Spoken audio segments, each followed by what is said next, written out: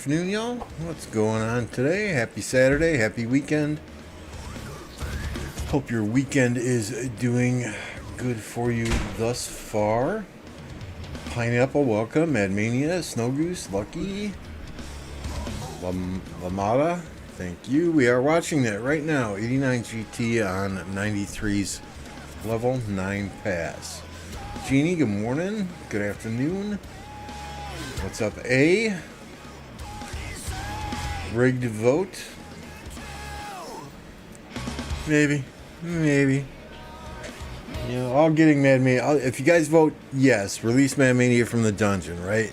We just replace his emoji in YouTube here, so that's how Mad Mania gets let out of the dungeon. You all have to remind me, although this is very interesting. We are doing Silk Road at 12:30. 17:30 UTC, 12:30 my time. So we will have to flip back for that. Do not want to miss out on a chance to get 6 gold universals.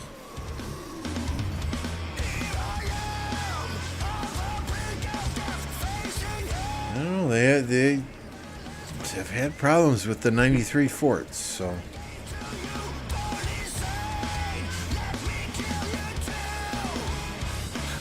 we do have a double rally here, though. It looks like 1818 and 93, or excuse me, and 89 GT.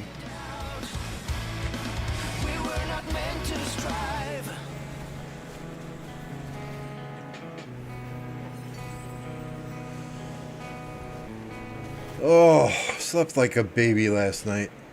Woke up about 2 a.m. Ran some barb forts. Went back to bed about 4 a.m. Slept another 2 hours.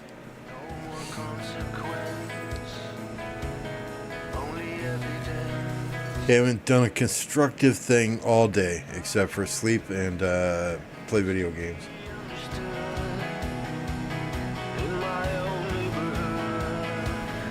Don't know if I should be proud of that or I'm disappointed in myself for that. But hey, I am cooking dinner later.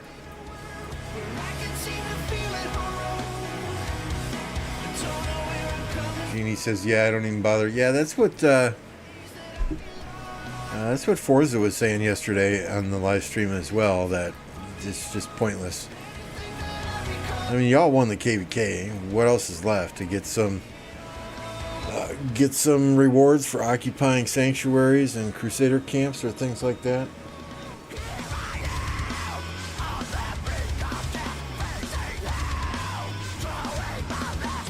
Well, from what I understand, 93 kind of shot themselves in the foot at the start of Kingsland by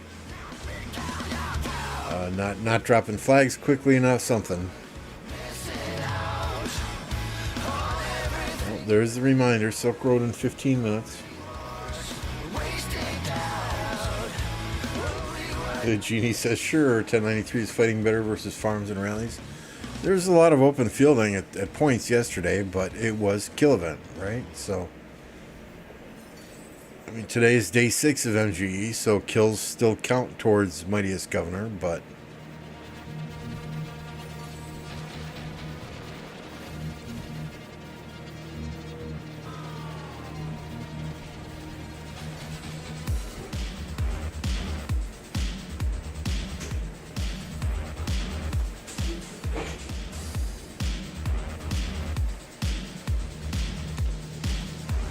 how's everyone else doing today?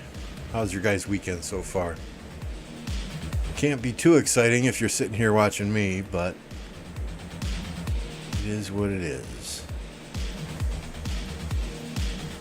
Oh, I did get a decent inscription earlier. On the wedge formation, I got a combo and breaker. Double inscription. Combo and breaker.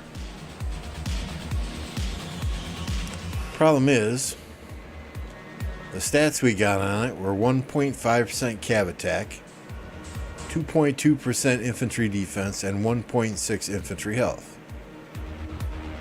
So we tried transmuting it 10 times already to get good stats for at least one. I didn't care if it was cavalry, infantry, or archer, right? Absolutely nothing.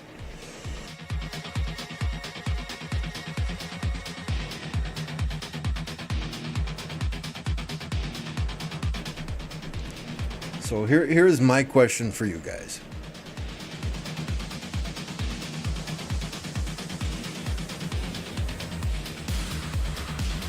This is my existing inscription on Guan, right? Wedge formation.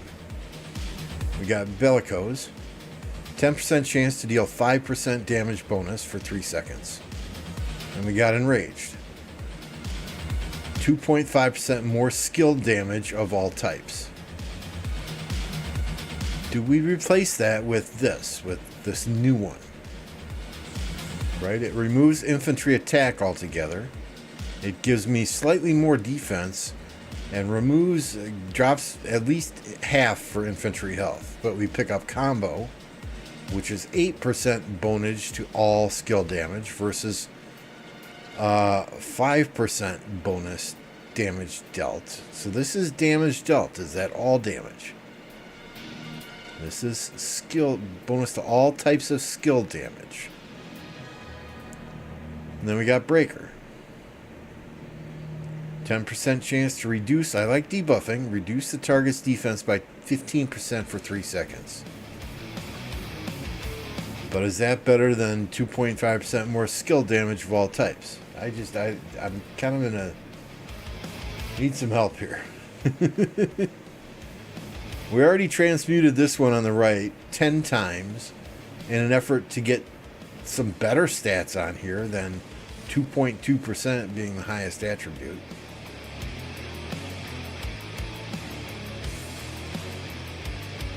We got Pulverize also, we saved that.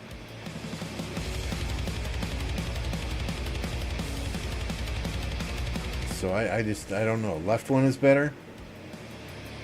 Wouldn't swap. I wouldn't either. Okay. I really like combo. I really like Breaker, but triple stack with health dropping in half was kind of concerning to me.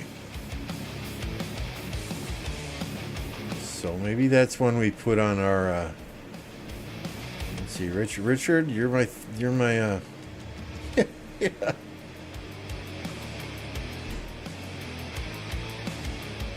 Oh, this is good for Richard, right? Strength of any shields. I was going to say maybe we drop... Oh, Richard is hollow square anyway, so that wouldn't work. Our 3rd Infantry March is Tariq. But yeah, I mean, 3.5, 3.13 with Tremors.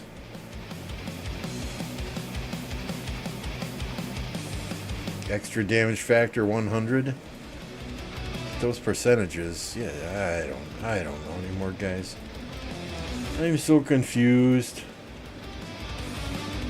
Keep for new commander, but the new commander I'm probably gonna run with Lu Chi. New commander smite damage. Why would I don't think I should use wedge formation on the new commander, right?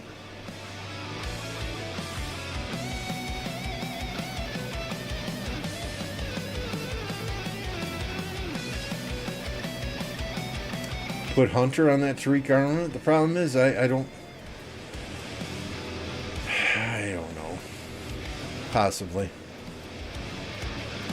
Possibly if I get a Hunter, if I get another Hunter. My cavalry march, though, I don't have any. I was really hoping to put Hunter on a cavalry armament at some point.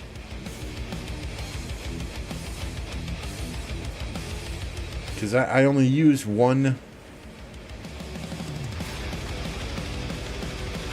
I only use one infantry march when I'm running 5 marches, and that's got to be Lu Chi.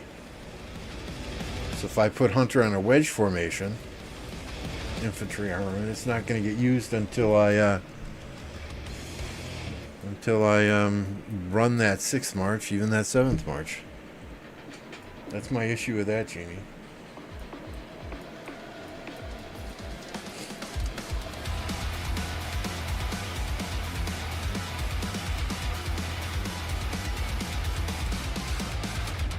I mean, the 2 hunters I have are on ZL, right? Which this is nice, but it doesn't have all damage. But still, I'm not going to complain about triple stacked archer stats. And then my other hunter is on Boudica.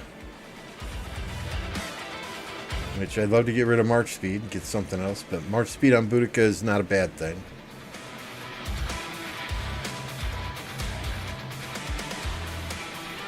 My arch formation, I've already got invincible and destructive, along with vengeful, counterer, and guardians. I think I'm doing well here.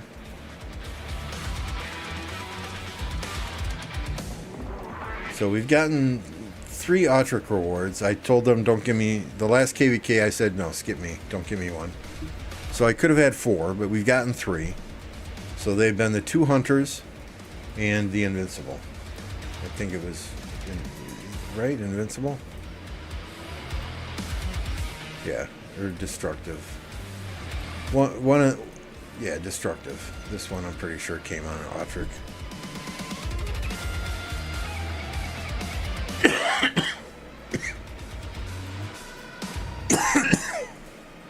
Excuse me. I mean, as soon as I am able and get my 8 silver coins, or 8 inscription shards, right, we'll be getting balanced. So we'll be able to put balanced right here. And then we'll take this double inscription. Excuse me, we're going to put balanced on this archer armament, which is 2.5, 2.5, and 2% all damage. We'll move that to ZL. We'll then take the ZL double inscription. That's right here. And we'll move that over to Boudica. Replace Brawler with that double inscription. Then we'll take Boudica and we'll slide that down to Henry. Maybe. Probably not if we got... Yeah, we'll leave that on Henry. We'll take Boudica's and we'll put that on what's his name here? Cyrus. Which I don't even run a 4th Archer March. That's just kind of a placeholder for those inscriptions. Oh no, Lucky. I would say... yeah. I don't want to talk about it. I don't want to talk about it. We'll leave it at that. You know, then too, after the announcement that they're going to let you pick special inscriptions and pick which armament you can get them on,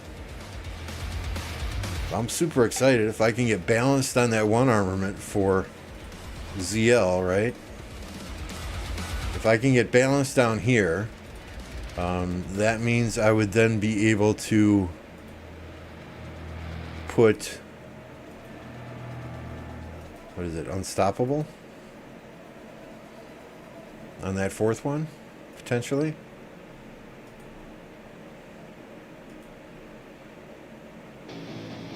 But you know, we'll have to see too. If I got another armament in here somewhere that's triple stacked with better stats. Oh, Unstoppable could go right there. That would be a huge upgrade.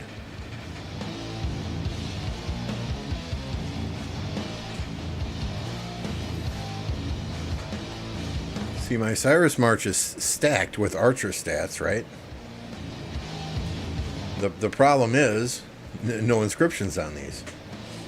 So these are going to be... This is why I did it, though. This is what I'll be using to put those inscriptions on. We'll get your 4 legend. How do you know you're going to get 4? Have they come out and said how they're going to distribute those, Genie?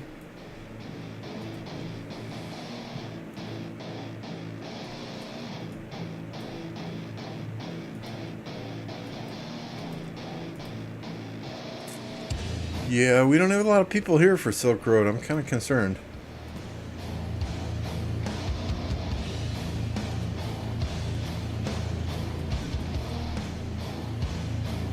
Let me put on another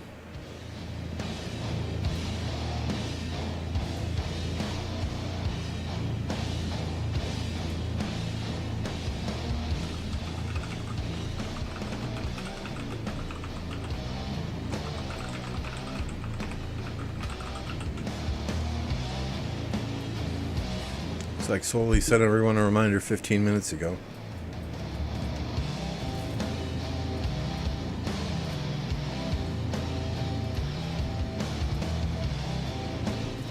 I've opened 3 guaranteed special inscriptions, and Lilith gave me... I don't... What is guaranteed? Where is a guaranteed special inscription? I don't understand that.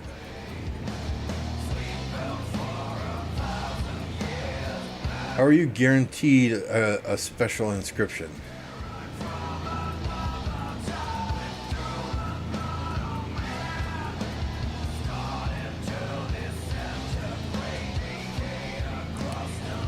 I mean, I understand right here, right? Of the next 69 legendary armaments you acquire for the wedge formation, you are guaranteed to receive an armament for the wedge formation with the rare or special inscription.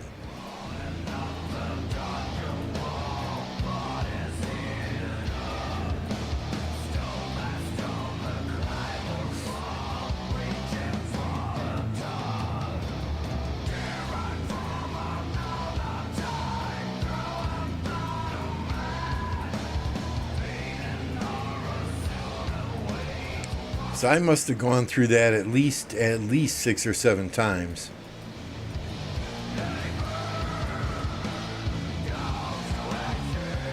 Yeah, Draco Brutal is not one of the rare or specials, though. Brutal's not bad for a regular inscription, don't get me wrong.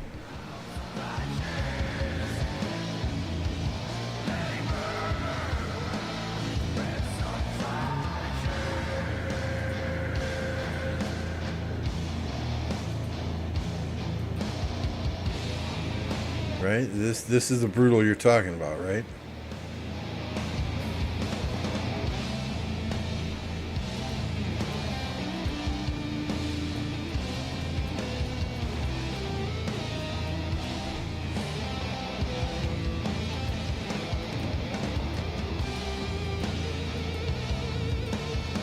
So you have to open 1,150 for a guaranteed special? 1,500. Okay. Okay.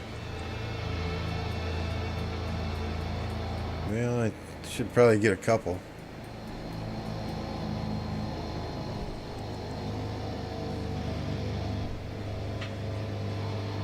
I think I skipped buying that bundle 1 time since it came out, maybe 2 times.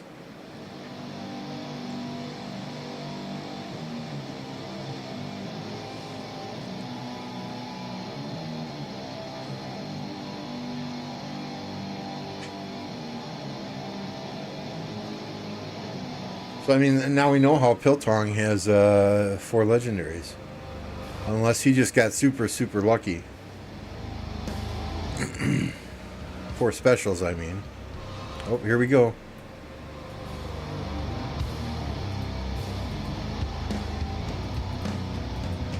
Get a 4th march up here. There ain't a lot of people here.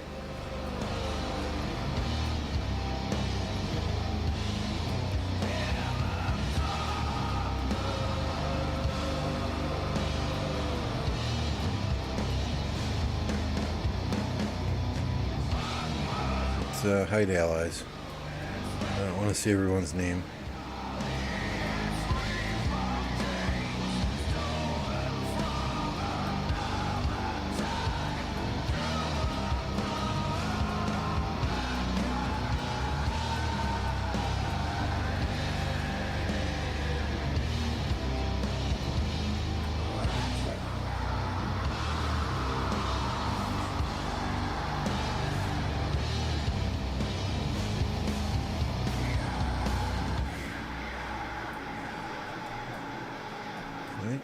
Come on, there's 2 more coming from the backside here, y'all. Okay, don't worry about it. I'll get them. I'll get them, y'all. Just keep plowing ahead. I'll get them.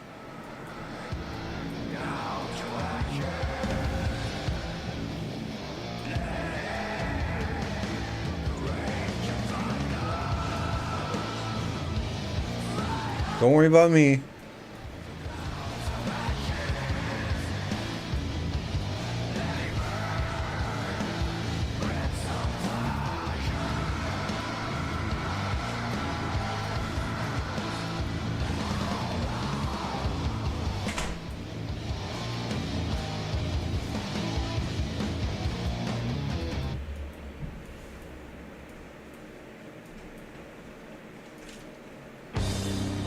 I keep CC close to the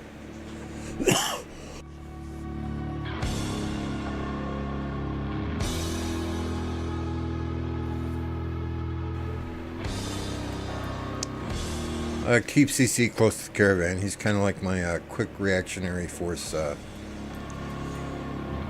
march, right?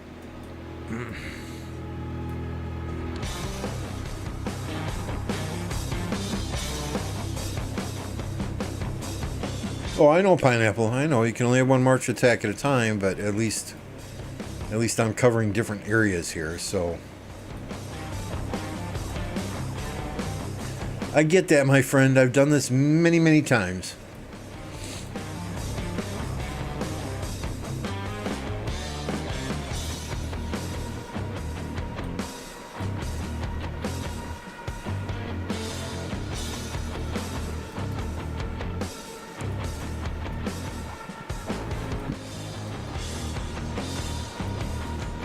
And if my one attacking march is out of this circle, then I still have another march in this circle gaining those individual points. What's going on, Stitch?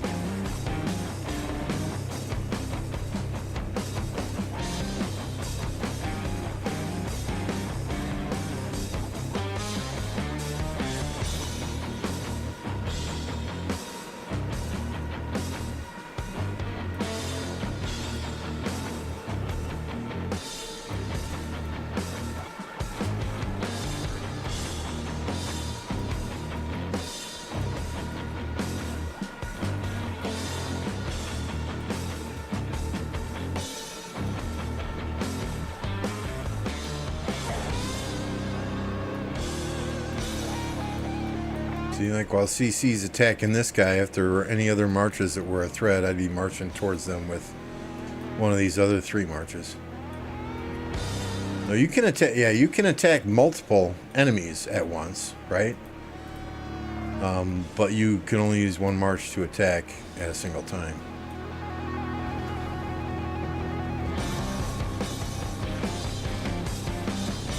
Okay, someone else going for that one.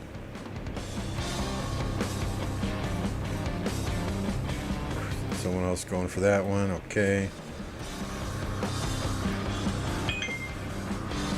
Ooh, there are green ones coming over here.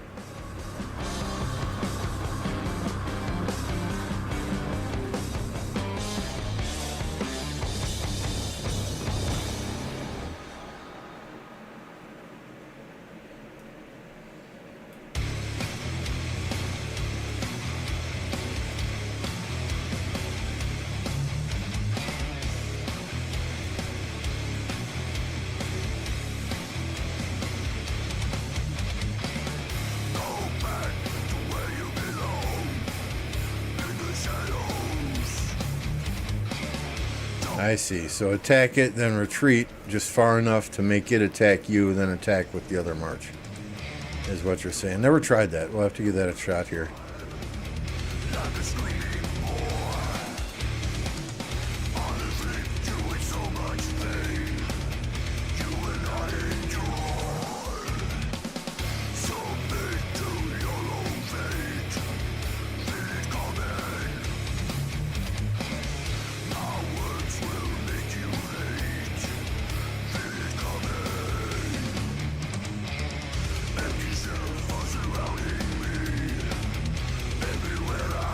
My answer would be no for Mad Mania, but yes to hitting the like button. Oh, you're answering the poll for Mad Mania. The like button reference is just a reminder.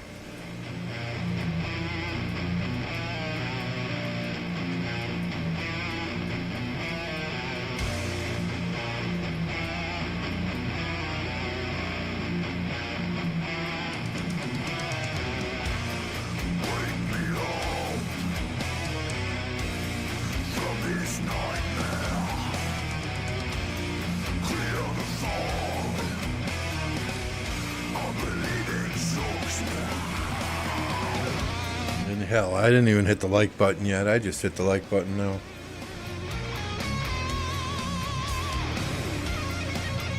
What did he do? Mad Mania has just got a permanent home in the dungeon.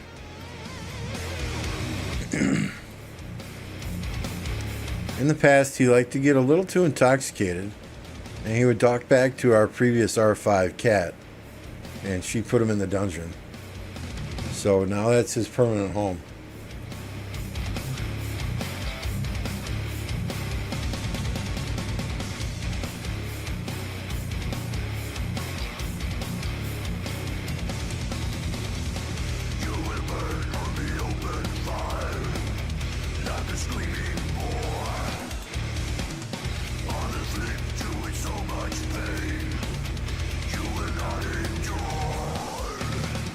Those guys got picked up there.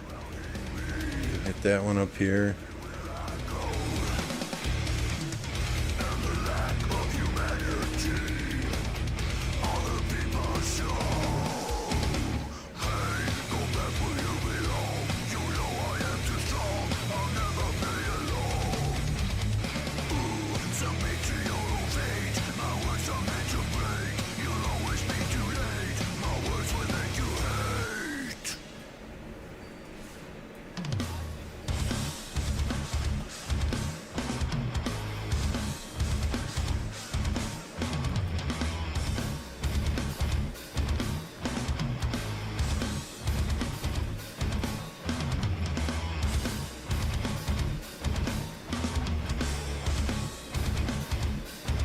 Oh, right there. Somebody get that. Okay.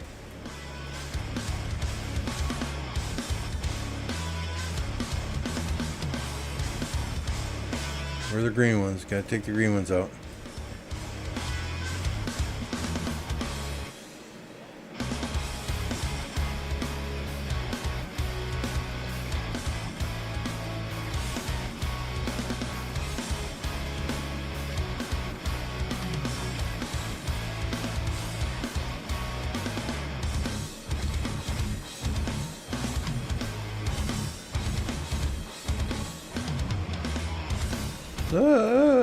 Too many. Oh, go, go, go. No, not the barbarians. Where's my CC?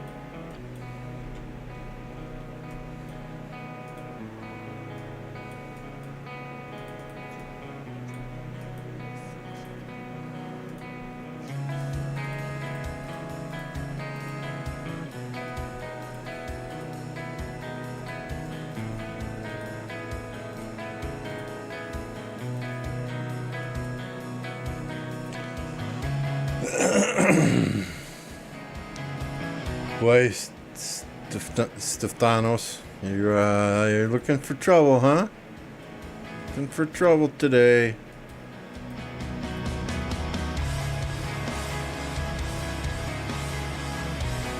Tell you what. If it's my birthday, why don't you drop a 10 spot in chat?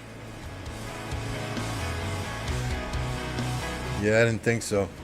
What's going on, Jake? Hope your hand is getting better there, my friend.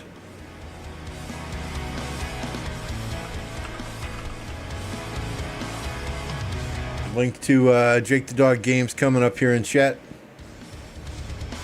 Variety streamer, Rise of Kingdoms player, and variety streamer. Came for the presents.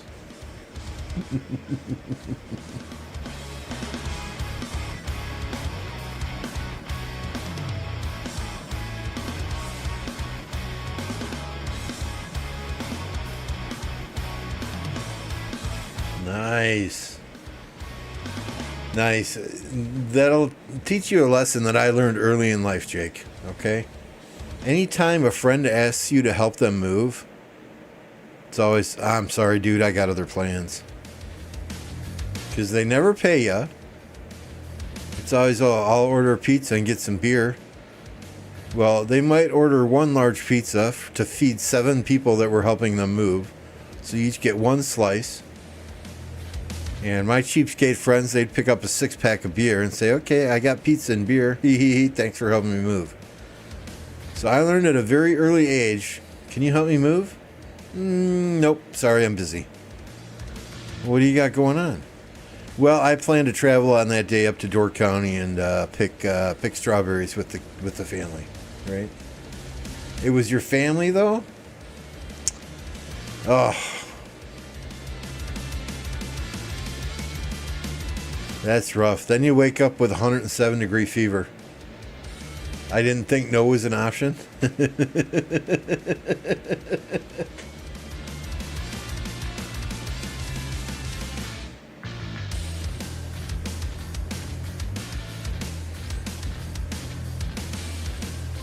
Mad Mania Forever Dungeon. Thank you for the 20, Stitch.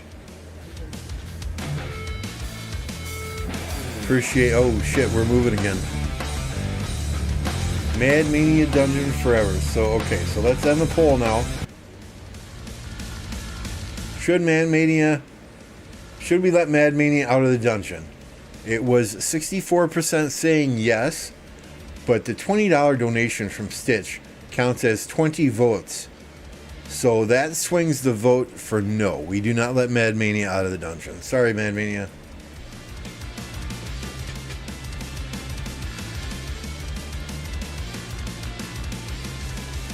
You can blame Stitch, right? I tried to get you out of the dungeon, but you know the crowdfunding kept you in.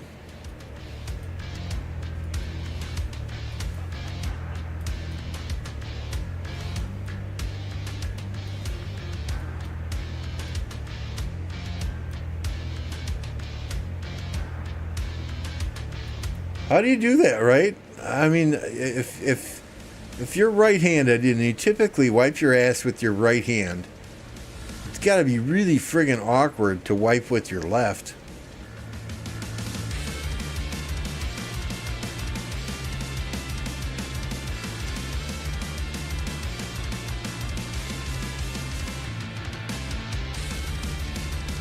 They got mad I wouldn't shit with my arm at 4th of July. I mean, I believe you're talking about taking a number 2 there. Hey, Mad Mania's R5, so if there's a dictatorship, it's on him.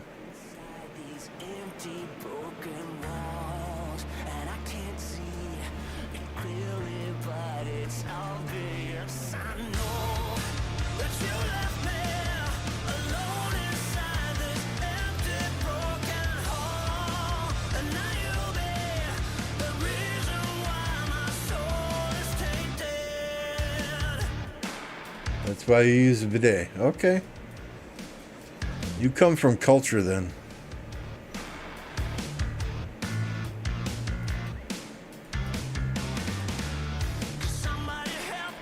Buying votes the American way.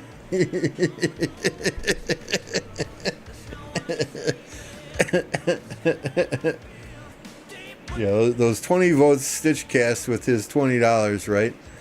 Half of those people have been dead since 1918.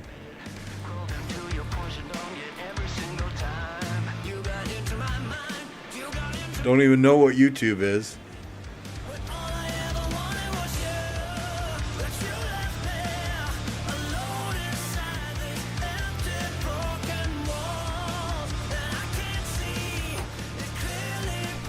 What the actual hell, Paranoia? We shit in the shower, stomp it down the drain? Oh.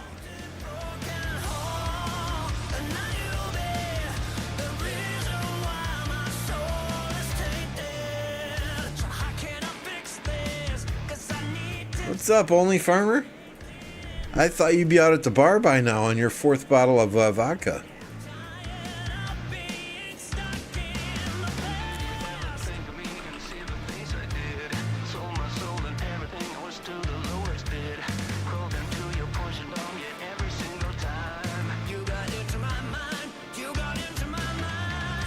I think I still have your chat commands live. Where you at, Nightbot? Where'd you go?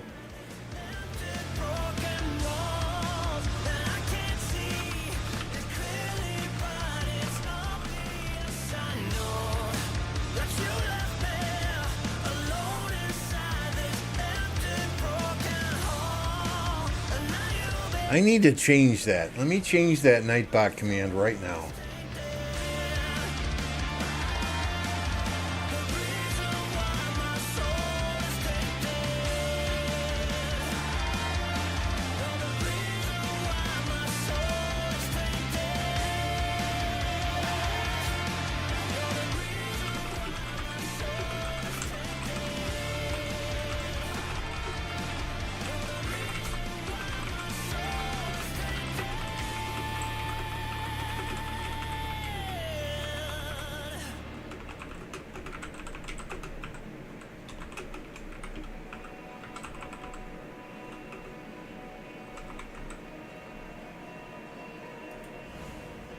All right, now let's see what that only farmer command does now. I know she's quite scared.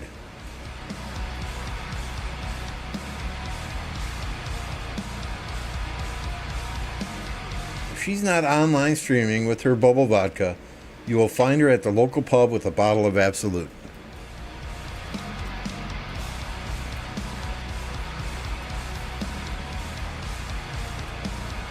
In case you were not aware, Absolute is a brand of vodka, farmer. Try it next time instead of the Smirnoff.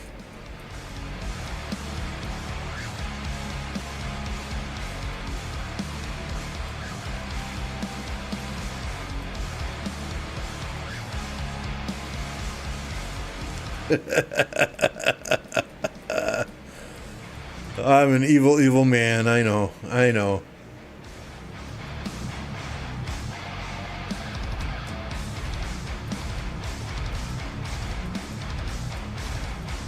Tito's vodka? Is that the like agave or oh, not agave, but I forget what it is.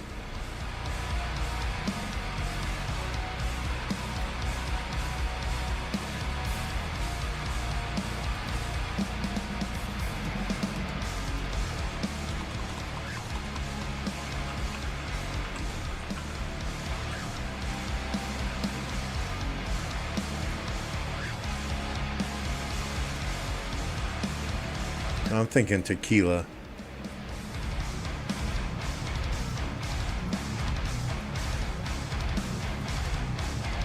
Not sure. You can try vodka.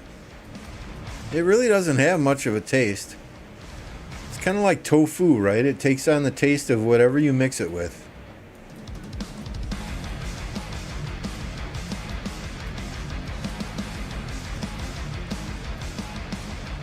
Nah, just mix it with orange juice and you're fine. You're fine.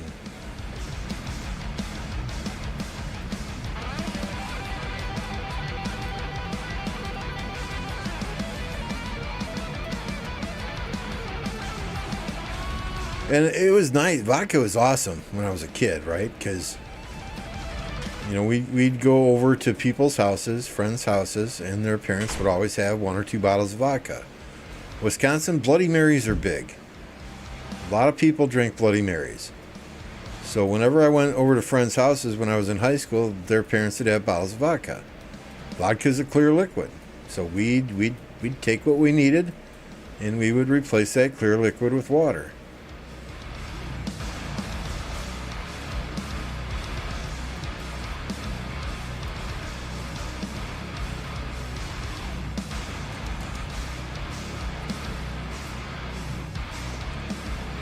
I drank MF's whole bottle of Belvedere. Oh my goodness. That was the last drink I had, Stitch, is when you guys were here. That single glass of Captain and Coke.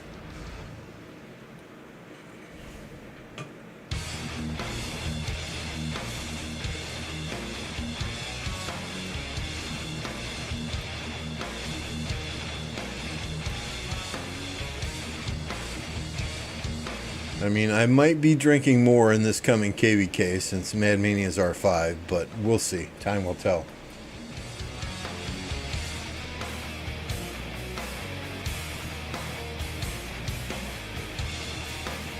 Although I'm sure Mad and Hubs are going to rotate it, and Captain.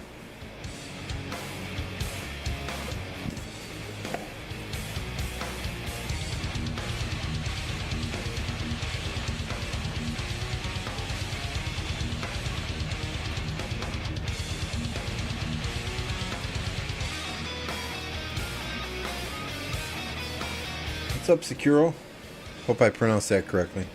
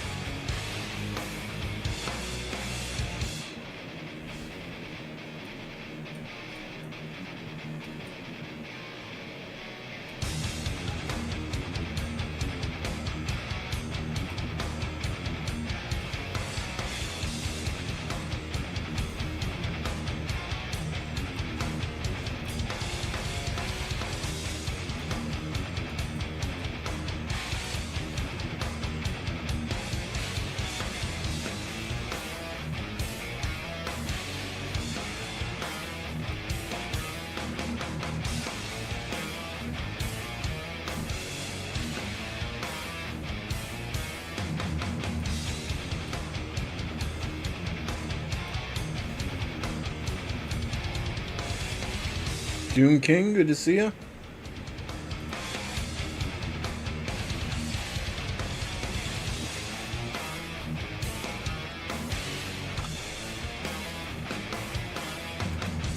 We're going to pop a link to Doom King's channel in chat. If you're not already subscribed to Doom King, head on over there.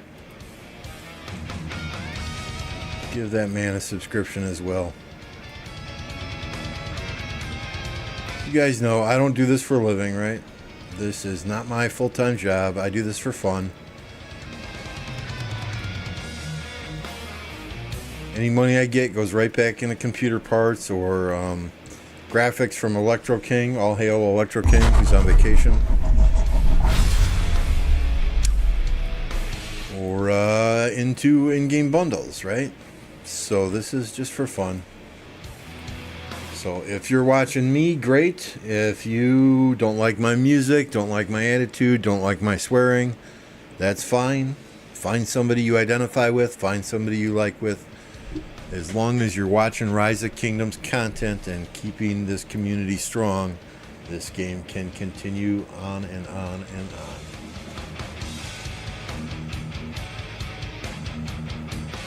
Orange juice and vodka, only farmer is called a screwdriver. If you walk into a bar, just order a screwdriver. I'm not yanking your chain here. I'm not screwing with you at all. It is called a screwdriver. See? See? Stitch. There you go. Stitch got my back here.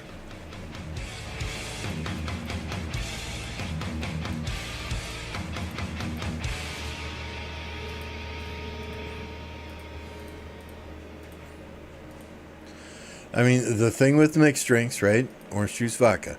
The thing with mixed drinks, right, is if it's too strong for you, you can add more orange juice. If you're not getting as much alcohol taste as you want to, then you can add a little bit more alcohol. You can mix it to your own taste.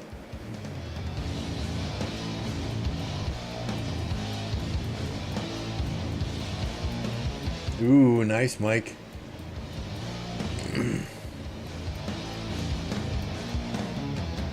And here, okay, so I have two issues with Armaments, right? And if you missed my stream yesterday, we'll just run through it real frickin' quickly.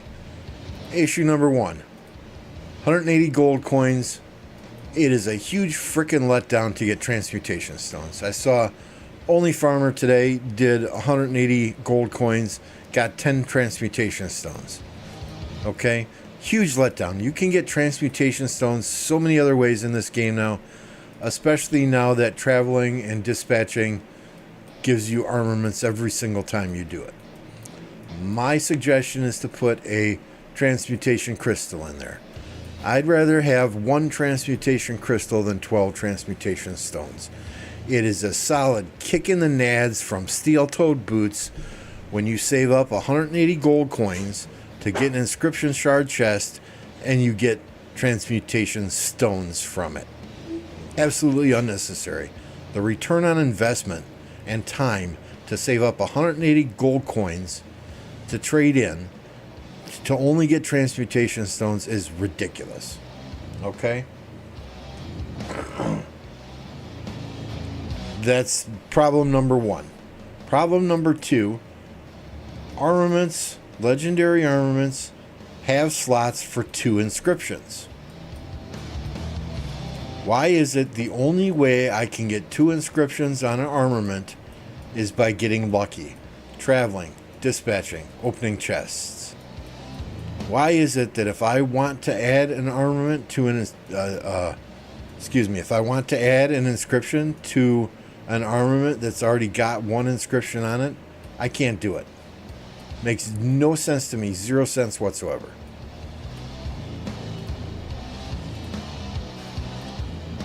Right? If I have, let's just find one here. Right? Let's just say I want to add an inscription to this. However, I get another inscription to add to this. If this has 2 slots on it, why can't I add a second inscription on it? Doesn't make sense.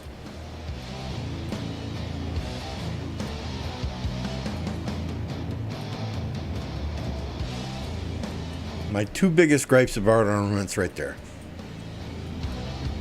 You know, we all know the odds of getting something good when you open chests or do a travel or do a dispatch.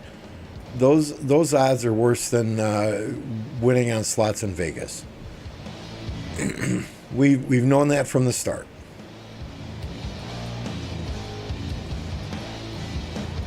But I must have a good 10 or 11 armaments that I can't even transmutate anymore until I get a crystal.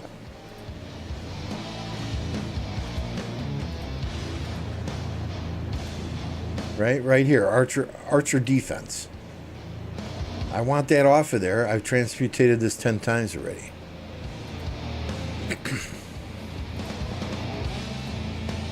Infantry attack. I want that off of there. Right? Those transmutation crystals, the only place you can get them is in KVK. I think they gave us 1 when they first came out. I literally have 1 armament I've transmuted to 22 times.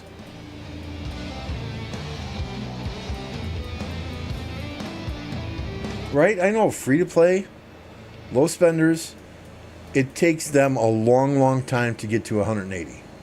Long time.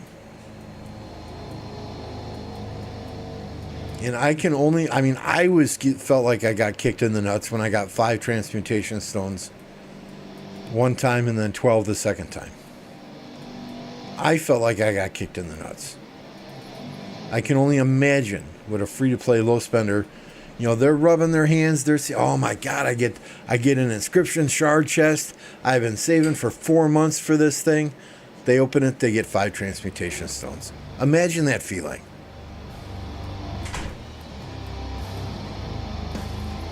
I'd rather get 1 transmutation crystal than the maximum number of transmutation stones.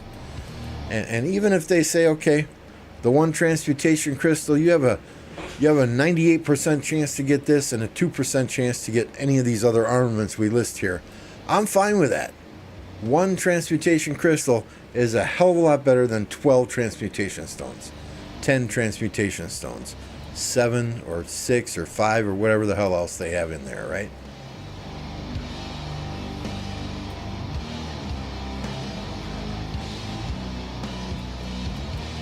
I've traded in 8 shards twice now.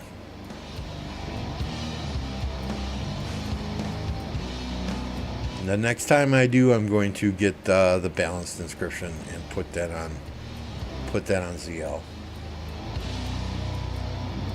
Where's the crystal at? So the crystal, it's in KVK, right?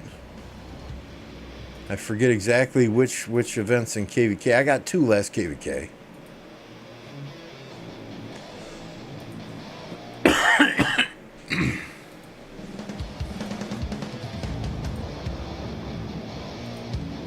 Right? That's what the crystal looks like right there, the transmutation crystal. The only place you can get it is Lost Kingdom.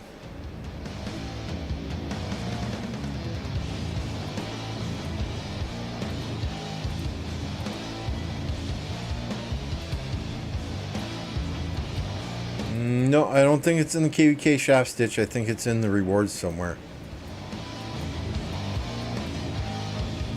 Is it individual achievements?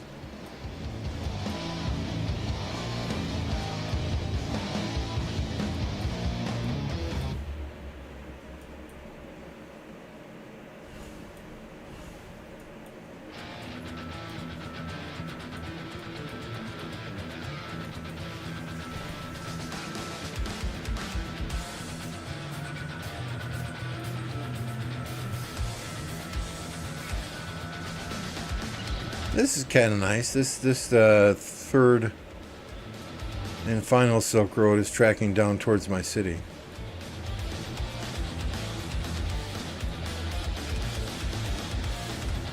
In the general vicinity, anyway.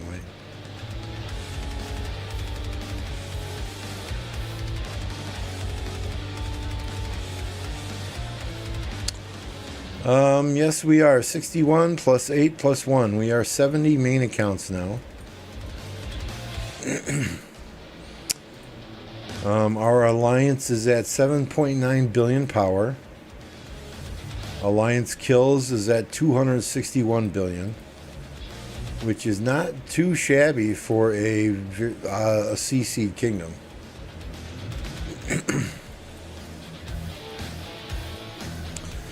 I mean, the 261 million kills we have is higher than 5, yes, you heard me correctly, 5, F-I-V-E, 5 of the AC kingdoms that are in the 2377, 2429 KVK.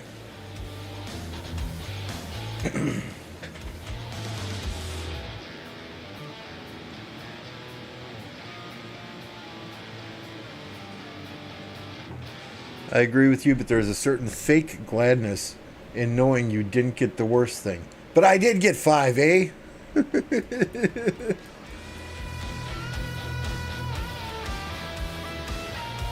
And even when I got 12, so I've turned in that chest twice now since they made the changes. I got 5 the first time. The second time I got 12. I felt no better getting 12 than I did 5. Because there's not shit that I have that I haven't already tried to transmutate at least 10 times. And I know just by recycling daily travels and dispatches that I'm going to get anywhere from 8 to 11 crystal stones or transmutation stones every week already. I can understand putting the stones in there before they made the changes, when you were still getting things like food or stone or 5-minute speed ups in the traveling, right? Those transmutation stones had a much higher value before they made those changes, which were good changes, don't get me wrong.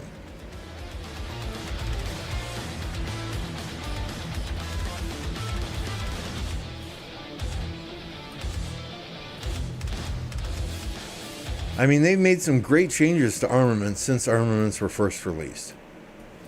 Right? You used to not be able to transmutate anything. They added transmutation stones. In the traveling, you used to get speed ups and resources. They removed that. All you get traveling now is armaments. Right? They made it so you can select which 3 armaments you would prefer from traveling and dispatching. All very, very good changes. Please don't get me wrong. But they could do more for us.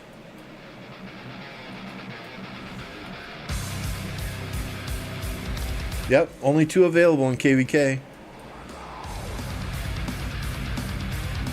And because there's only 2 available in KVK, that's why you see a lot of kingdoms doing KVK, KVK, KVK, KVK, and every other KVK they do is a fucking recovery KVK. Okay, I like the fact that you get more blueprints, that you get more coins, that you get more, you know, there are certain things that you can only get in KVK, but that also then leads to many kingdoms doing a recovery KVK just to get that shit, with no intention of fighting or helping their allies at all. You should not be doing a KVK for those reasons.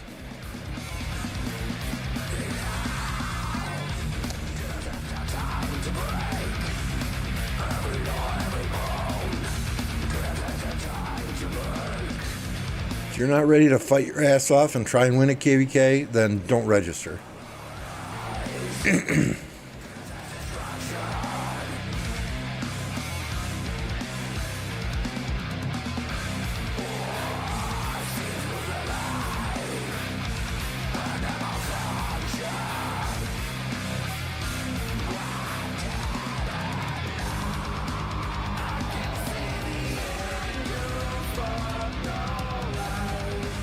It's getting ridiculous, paranoia. And I feel like some of these kingdoms go into KVK with the mindset, oh, if we get a tough matchup, we're just going to do a recovery KVK. If we get an easy matchup, yeah, we'll go balls to the wall and try and get the win. But if we get a tough matchup, we're going to do a recovery KVK. If we don't like our matchup, we're going to take our ball and go home. You know, screw that. You know, if you're not ready to fight in a KVK, don't register for a KVK, period.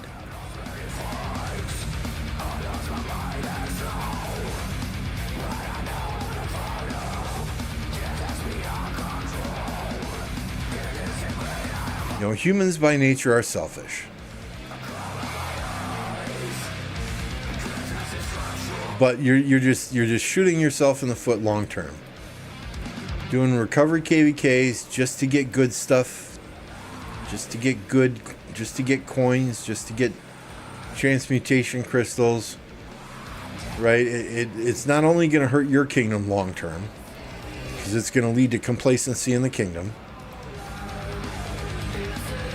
It is going to hurt other kingdoms long term, and it's going to kill this game.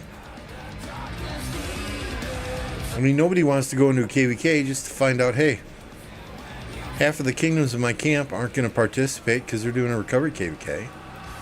Nobody wants to go into a KVK just to find out, hey, half of the enemies in the camp we're facing aren't going to fight because they're doing a recovery KVK. Nobody enjoys that. You're ruining the game experience for many people when you do that. And sure, I get it. You know, I care about myself. I care about my kingdom first. I understand. But in the same respect, it's going to kill the game long term. Because even these big KVKs that we never used to see, these high A, these Imperium kingdoms saying they're doing a recovery KVK, even in these big KVKs now, it used to be quite common in C&D. You know, you'd have maybe 1, maybe 2 kingdoms in each camp that were doing a recovery KVK. But now it's ridiculous.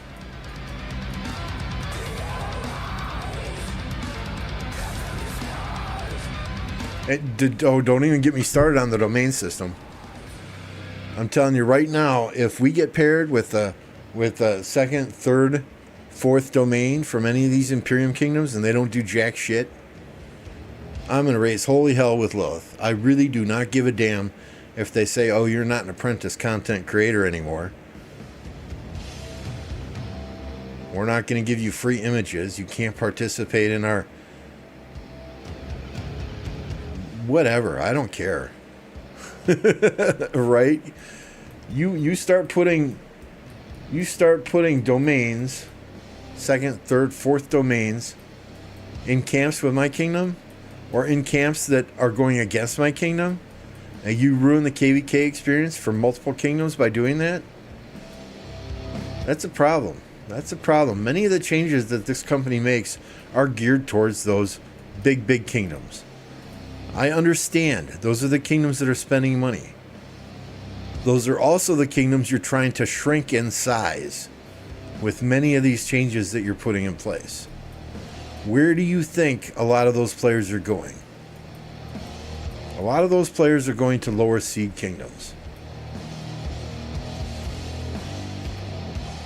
So you're not only potentially ruining the experience for big kingdoms by forcing them to downsize. Those players are going to a C or a D seed kingdom, maybe a B seed kingdom.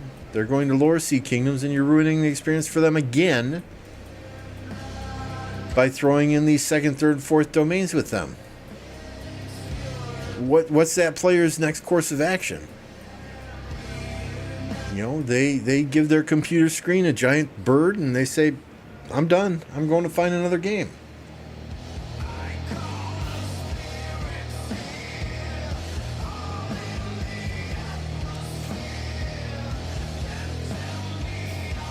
You know, if I don't like the domain system at all. We haven't been screwed by it yet. Knock on wood. Right? Knock on wood.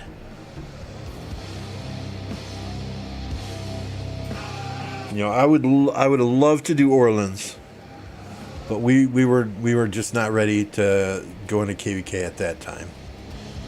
We went through some of our new migrants yesterday. We can do that again real quick here.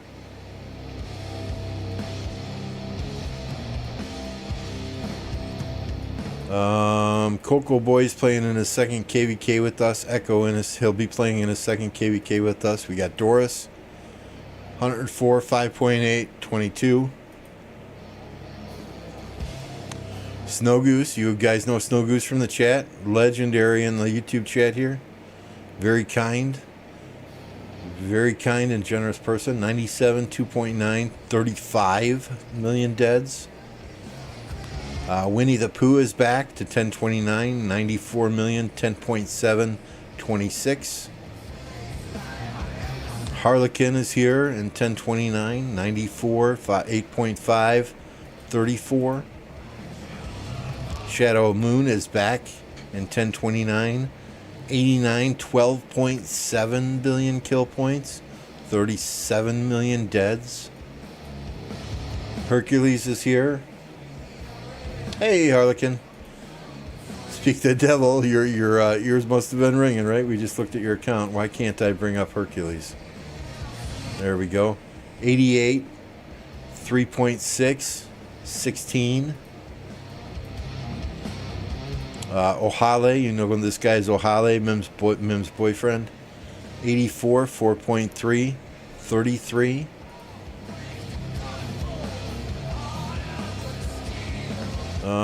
Zeus is new, I'm pretty sure.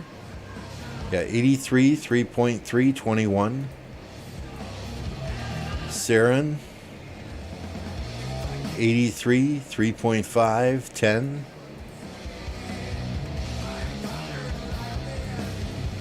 Here's Mims herself, 73, 2.5, 18.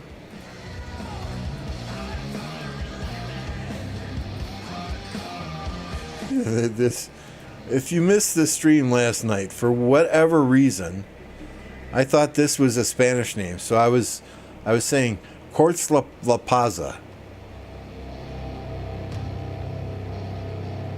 Okay, Court slaps ass. Court slaps ass. For whatever reason, I thought this was a Spanish or Mexican name, but I'll call it 100 million, 6.7, 35 million. Unknown. Stitch, you'll remember this player, Chicago Nuna.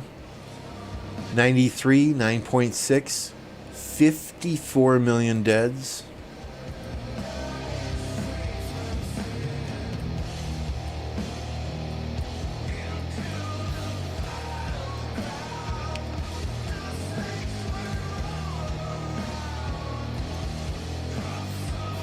Hydra, 61, 2.8. 12.6.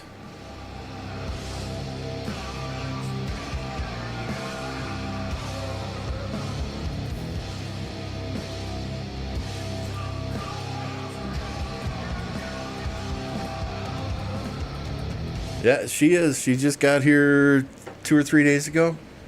She got tired of being R5 in her prior kingdom, and she just wants to play the game for a few KVKs.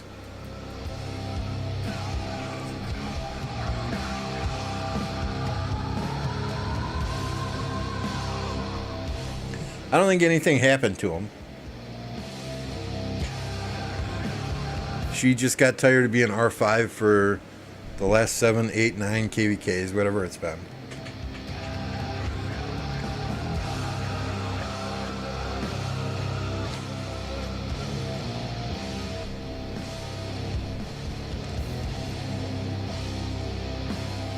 What's up, AG? Yeah, I mean, hopefully Stitch decides to bring the count back here in the future. If he does, fantastic. Of course, the door is always open. But as you know, and I've told Stitch this directly too, right? As long as he's having fun playing the game, I support him in whatever decision he makes. But Stitch will always have a home in 1029, period. He is one of the legends that helped build this kingdom.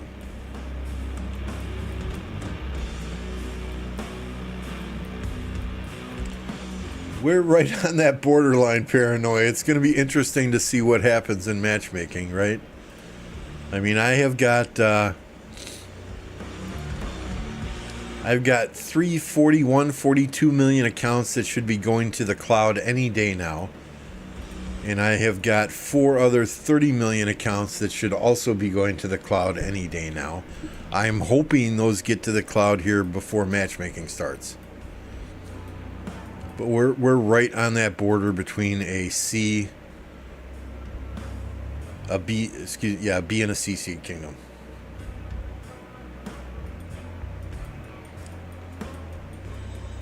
I mean, if we're still a C seed kingdom, man, we're going to give lots of people problems. If we're a B seed kingdom and we get matched up against some A seeds, hey, we're still going to have fun with it. And we're still going to give people problems. No matter how you look at it, we're going to give people problems.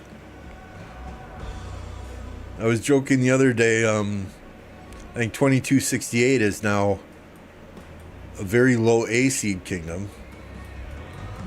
Hell, maybe they'll be in our KVK. God only knows. What am I looking for here? Where was that level 9 pass? Oh yeah, here we go. Alright, we're going to leave you here for just a minute while I go do my thing. This coffee is running through me super quick. I'll be right back.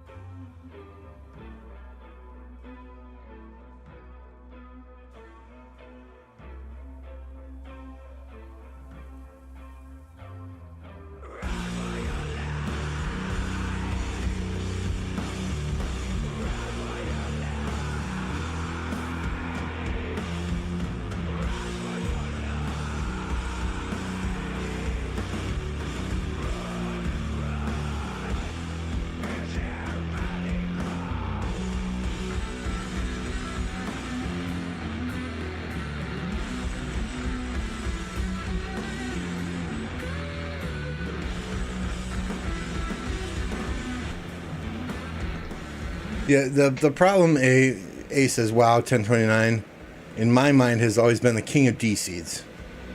The problem there is with all these new kingdoms coming into their Season of Conquest, right? They're coming into Season of Conquest at 5, 6, 7 billion power. So that is slowly dropping the DC kingdom threshold again and again and again every time new continents come into the Season of Conquest, right? And that's kind of what put us in CC last KVK. We didn't get a whole hell of a lot of fights in our last KVK. You know, and that threshold continued to drop and drop and drop. So, you know, Hubs did some analysis, and he said that we are only about 300 million power above what we were going into the last KVK, where we were a low C seed. But now we're right on the borderline between C and B and C. Storlax, I'm awake at 2 a.m. Wow. Thanks for jumping on. I appreciate that. What's up, Vincenzo? So, I mean, that's the problem. So we felt like it was impossible for us to maintain a D-seed kingdom. You know, we'd only have 30 people here, 30 fighters here then, right? So we said, okay, so we'll try and stay C seed. We'll try and stay right on the edge of C and B. The problem is when you get quality players that are applying to join your kingdom, you can't turn them away. Right? I mean, you saw the list that I was going through of people that joined this kingdom based on stats alone, and we do voice interviews as well. So I trust in Captain, I trust in Mad Mania when they're doing these voice interviews, that they're bringing in not only people that are fighters, but people that are buying into our philosophy of what we're doing here. You know, you get quality people, you can't say no. Right? People with the right attitude, the right mentality, that understand the rules, that understand the game, that you don't need to teach the game to. You really can't tell those people no, because they'll go and find another kingdom, and they won't apply again. Right? It's kind of like the same philosophy I had when I was managing restaurants. You know, I may have a full staff. You know, my business model may call for 65 employees, you know, 10 cooks, 20 some odd wait staff, 4 bartenders, managers, whatever. But if you get a quality person applying to that business that you think is going to be a good fit to that business, that you don't need to invest a whole lot of time to train, doesn't matter what your business model is, you hire them. Period.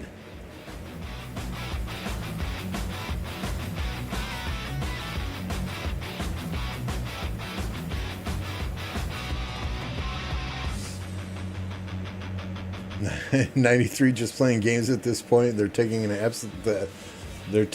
absolute piss. Carr, tell them if I go, they will regret it. What?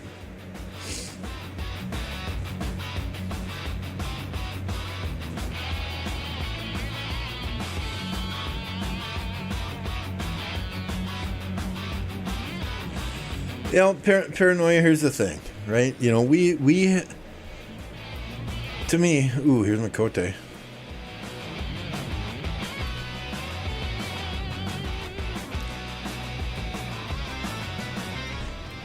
know, kill points, deads, those stats, that's kind of an indicator, right? But in the same respect, you can't go by kill points and stats alone when you're recruiting people anymore. You don't know how many of those kill points they got from cheeseburgering marches at the end of KVK when they're losing. You don't know how many of those kill points they got from chasing easy kills rather than fighting for objectives. That's why you really need to get on voice, and that's why we do a voice interview for every single player that we haven't seen fight physically ourselves.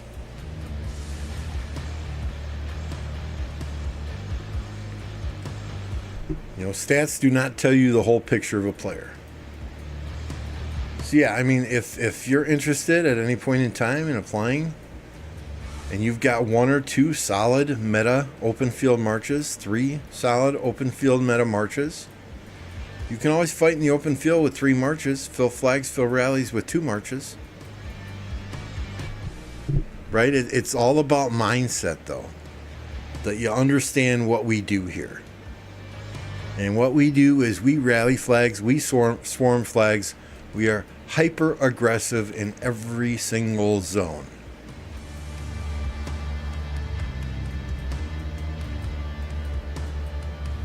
Sometimes it bites us in the ass, but it's how we have fun.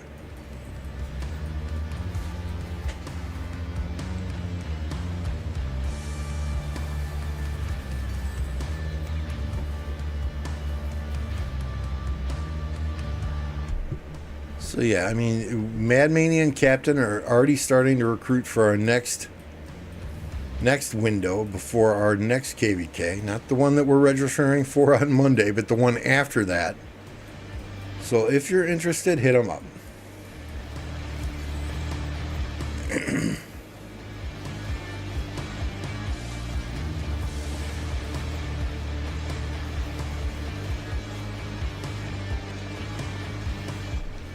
Car, I think he's just trying to get you to come to 1029, that's all.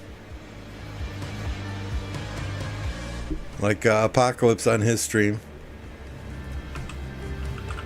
Drop a link to Apocalypse Gaming in here. If you're living under a rock and are not already subscribed to Apple, go do it now.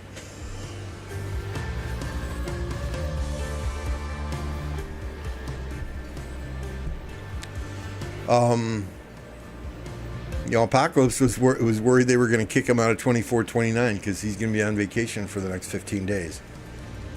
I told him, hey, just migrate to 1029. So yeah, Car, if you're in any danger of getting kicked out of 1960, come and talk to me. We'll get you in.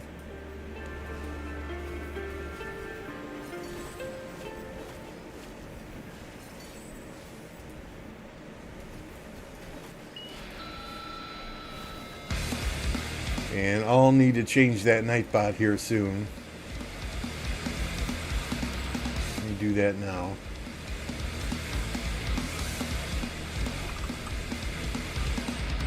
Oh no, did I just delete it? Oh no, there's the edit.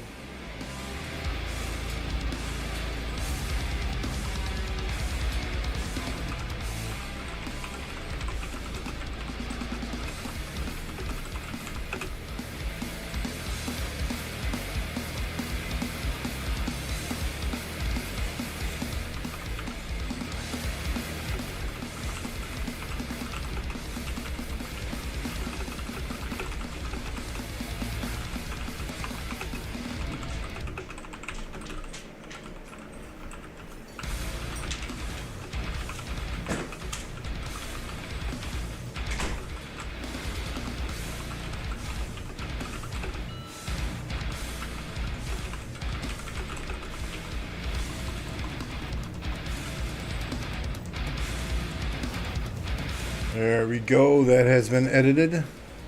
Have a good dinner, Master.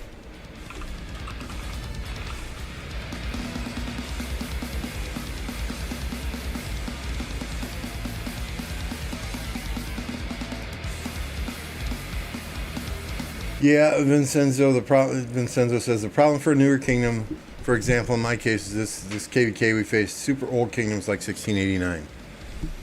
Yeah, we've seen that before. It is completely unfair. The last one I can remember, we were in Earth Camp, Kingdom 1029, right? A very old kingdom with lots of players, 4 to 5 years old. We were playing against the kingdom that was a newer kingdom. They were like top 8 in Osiris League for the newest realm. And they came into KVK. And we thought, hey, we're going to get a good fight out of these guys. Lasted 6 hours. Right? And no disrespect to them.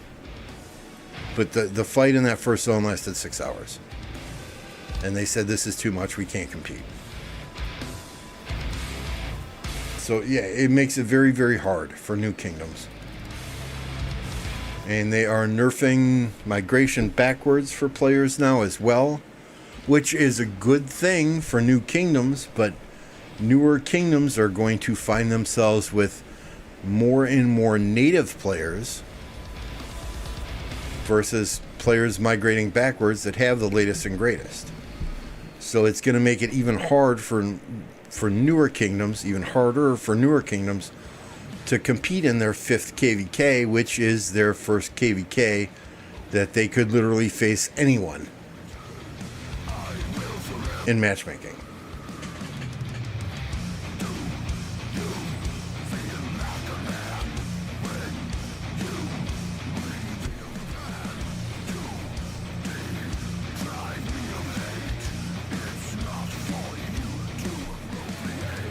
So I mean, it's a fine line you walk. It's hard to balance, I'm sure. You know, I mean, they're still pumping out what, 4 kingdoms every month? Are they still adding kingdoms every single month now?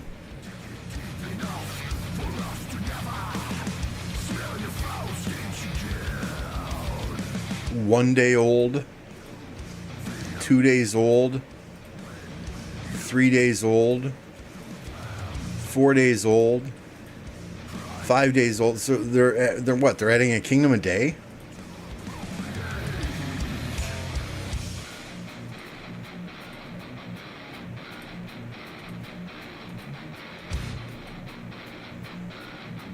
I mean, is the game getting that many new players on a daily basis that they're able to add 1 kingdom a day?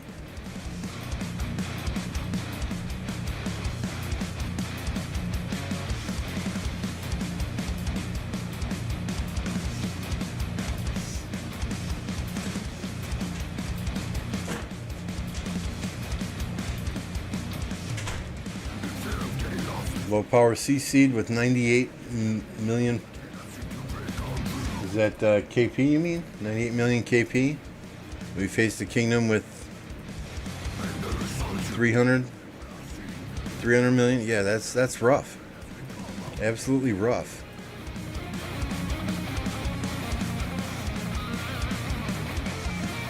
They should be merging dead kingdoms. I agree with that statement, Card. They should be merging dead kingdoms. Kingdoms with less than 50, less than 20, 30 active accounts, right? They come at me and they say, oh, you know, you've only got 70 main accounts in your main alliance. We're going to merge you with somebody else. Oh, fuck no.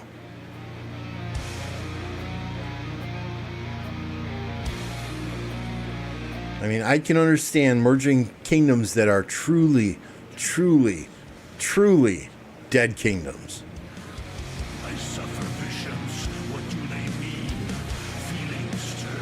Just logistically, I don't know how they would do that. You know, do you provide free passports to them, or like a special passport to say, hey, we're shutting down your server on X, Y, and Z date, choose a new kingdom? I mean, logistically, just handling something like that would be very, very hard. There are a lot of kingdoms with deadweight, absolutely. But at the end of the day, it's on the leadership in those kingdoms to clean up that deadweight.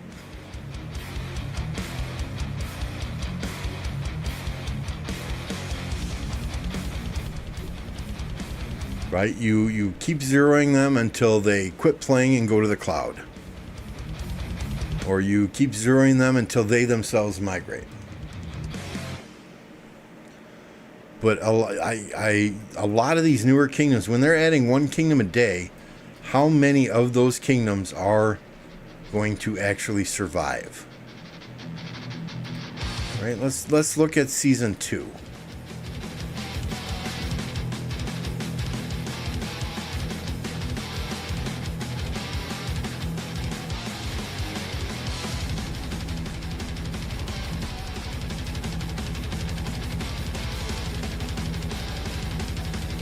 I got a DC kingdom with 2.7 billion total power. What kingdom? What kingdom paranoia? Let's take a look at it.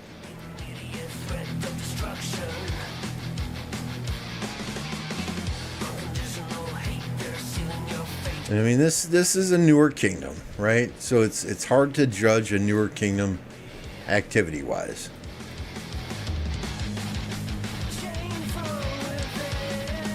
But I don't think you can tell me that adding one kingdom a day is good for the long-term sustainability of this game.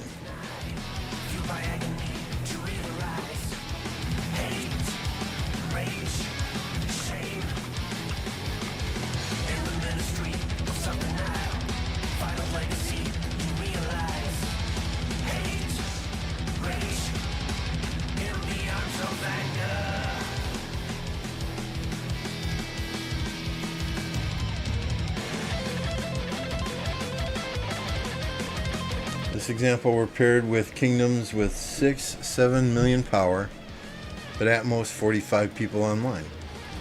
6 billion power, I assume you mean. I mean, we were like that. You know, for the longest time, we were a D-seed kingdom with 42 main accounts, but we still stomped the shit out of everyone.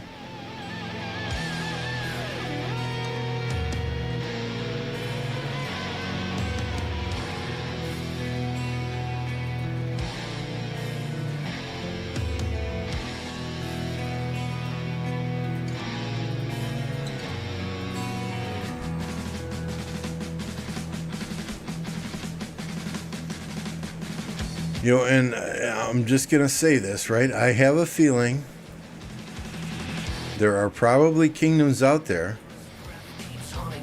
that find dead kingdoms and they send some of their players back to those kingdoms to do a recovered KVK and win MGEs before they come back to their higher A seed kingdoms.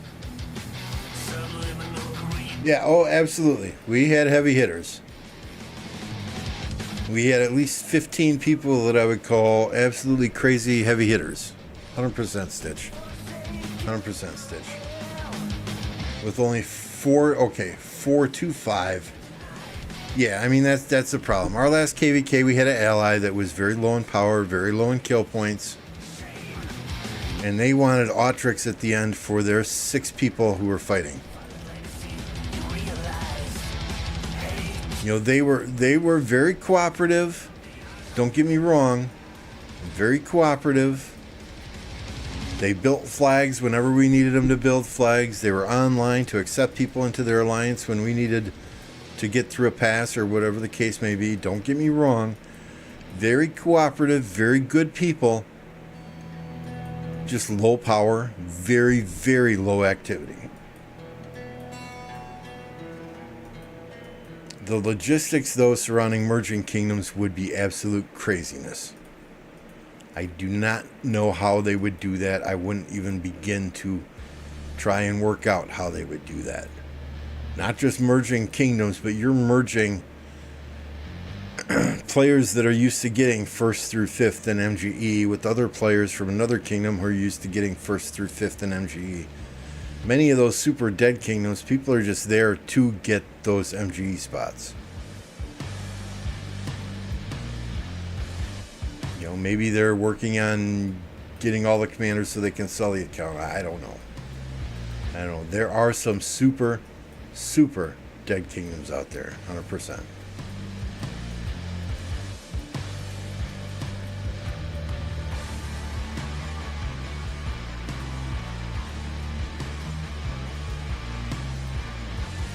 But, I mean, who determines that?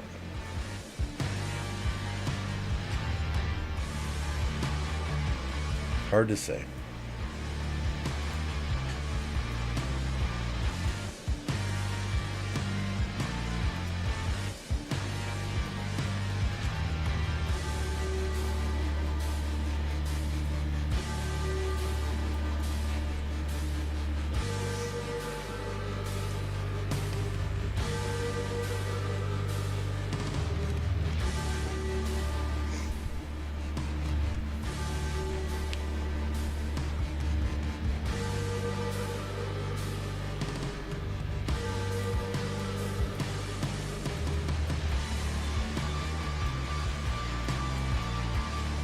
know, I mean, you have kingdoms that have fighters in that don't come online during the off season. They buy their resources so they can fight in KVK.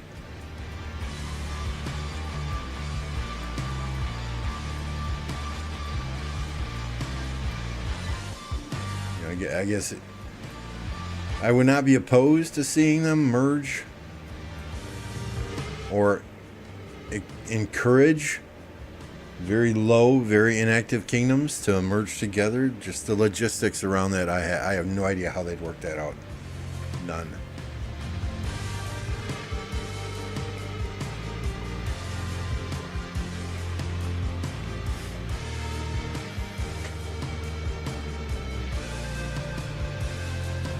Oh yeah, we swarmed everything, Stitch.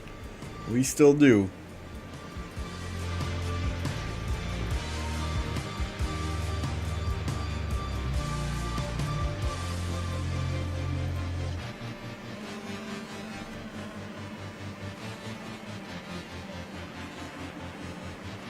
Yeah, no, that's fine. Yep, thank you for letting me know. I completely understand if I send clouds, I can't use them in KVK.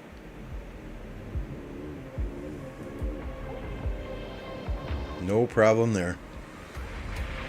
I have no issue with that whatsoever. But whoever sent that message, thank you.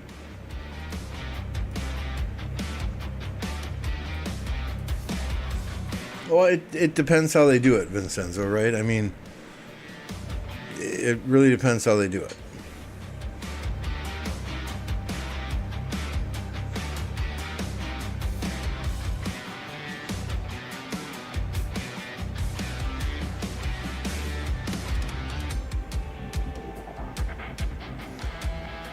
You know, the way I look at it, if you merge two, let's just say you merge two kingdoms together that have 3.5 billion power, right? I think at a minimum, you would have to have the leadership teams of both of those kingdoms agree these two kingdoms are compatible with each other.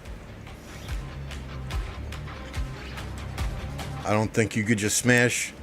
Let's just say, and I'm throwing out random nationalities here, I don't think you could just smash a Turkish kingdom and a Korean 3.5 billion kingdom together and expect them to get along, right? So you would have to have some buy-in from the leadership team on both sides. Then, you know, if there is dead weight that goes over in that merger, you just have to zero them. That's free food. That's free food.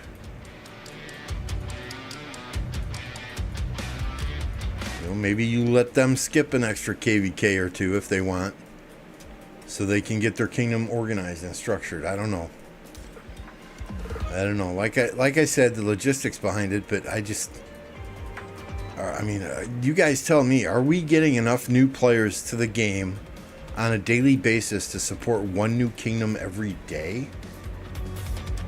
Right, that's why I use those examples, Carr, because those two nationalities typically conflict with each other in a KVK format, right? I'm not trying to offend either one, but typically Turkish and Korean players do not historically get along based on my own experiences in KVK.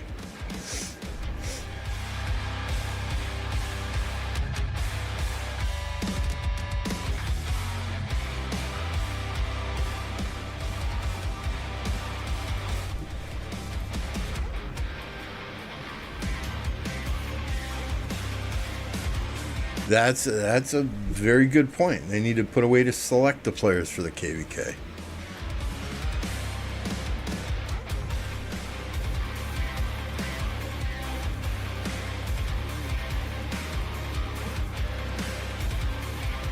It makes for good entertainment. It does not make for good entertainment when you're in a KVK and you have a Turkish kingdom in your camp and two Korean kingdoms in your camp, and they can't fucking get along about anything, and you have to constantly be the middleman, and you spend half your frickin' day trying to make peace between these two kingdoms who are constantly translating each other's messages using the in-game translator, which sucks, and getting offended at the least little thing either of them say. That is not a fun time. Been there, done that, never want to do that again.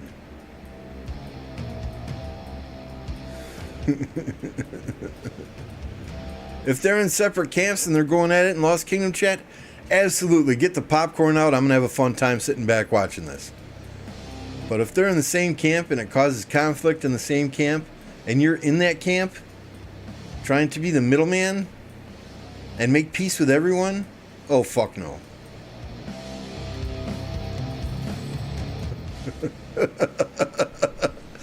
I speak from first-hand experience. Stitch was still here for that, KVK.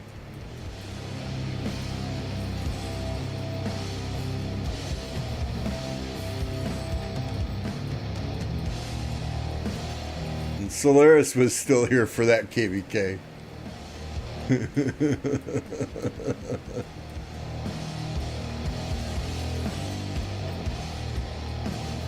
2160, yeah, the 2160. I think I remember who you're talking about, right? Yeah, the doctors are awesome. We played with them 3 KVKs. First KVK, we gave their camp the zig at the end. Second KVK, they gave us the zig at the end. Third KVK, every single time we played a KVK with those guys, we won. Third KVK, we couldn't decide who got the zig at the end, so we spun the wheel. Okay, those guys are very good. They're very easy to work with. I think many of them are Kuwaiti, though.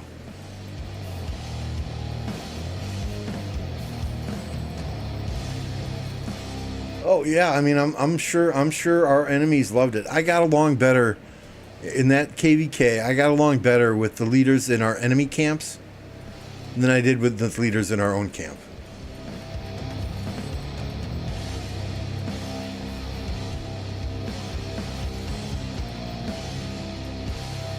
Yeah, we don't like toxicity, Harlequin.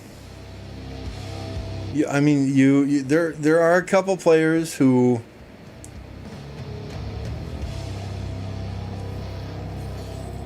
I wouldn't call it toxic, but sometimes they get a little chippy.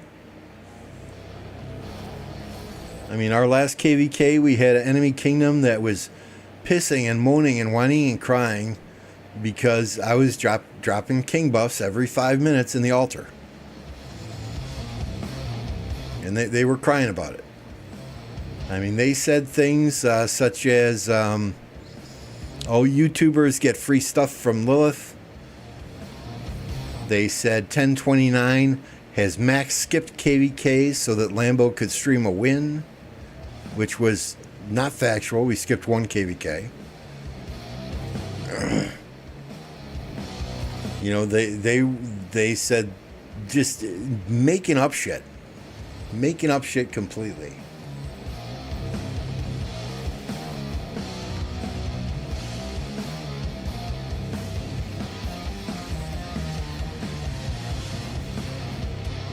You know, even I got a little touchy with them myself. I'm like, where are you getting this information from? Oh, well, Legend Roni got free stuff from Lilith. I'm like, we're talking 4 years ago, people. I am the lowest rung on the ladder for a content creator, right? I am an apprentice content creator. I get nothing free from Lilith except graphics. There are contests that I can participate in that I can win potentially for cash, right? Many of those contests surround shorts, surround videos. I don't do shorts, I don't do videos. There have been 2 separate times where they have just, you know, give us a link to all your live streams for this week and we'll draw names out of a hat. There have been 2 separate times that I've won $100. Whoop-de freaking do. First time I didn't want to give them my checking account, my routing number. You know, so I asked them. I said, well, instead of sending me $100, just give me flux scripts. Just give me $100 worth of flux scripts. They said, no, we can't do that. I said, okay, well, can you PayPal me? No, we can't do that. Okay, and instead of giving me $100, then donate $100 to the Humane Society. Donate it to a charity. No, we can't do that. You either take it or we pick another name. And in order for you to take it, we need your bank account number and routing number. I said, well, I'm sorry. You know, not just the, you know, I'm sorry. You know, no offense, Lilith. I am very hesitant to give a foreign company my bank account number and my routing number. Give it to somebody else then. If I ever get picked again, I will set up a brand new checking account that you can send that money to. That is separate from my own personal checking account. So I wasn't going to do that. What's up, tacos?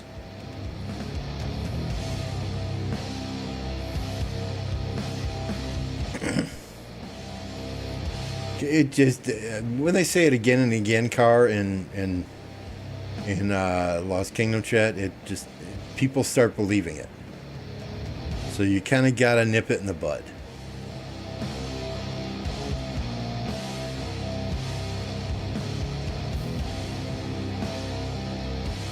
I mean, the second time I won $100 from their content creator thingy, it took them 32 days to pay me.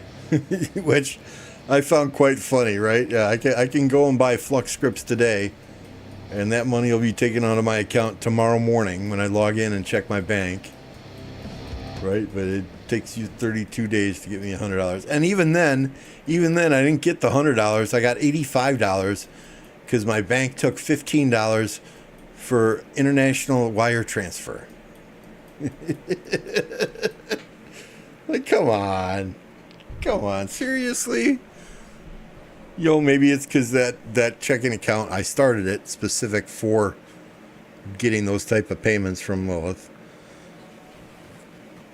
And maybe it's because I only had $4 in it to begin with, but who knows?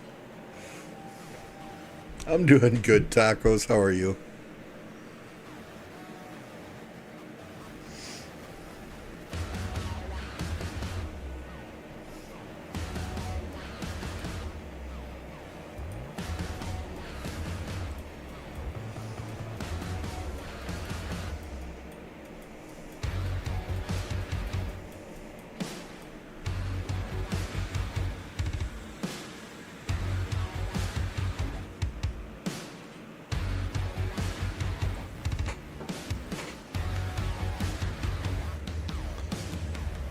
Yeah, I mean, in order to be, what's the next level of content creator, right? Well, let me look at their official Rise of Kingdoms forum, right?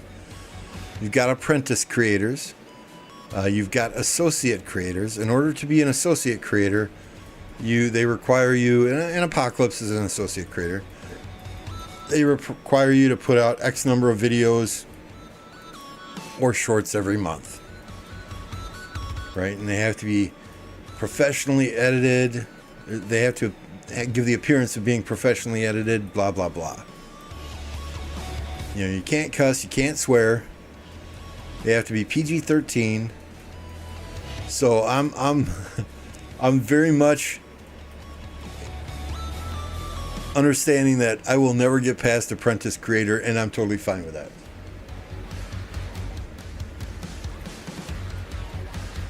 You know, after associate creator is God tier, partner creator, that's Chisco.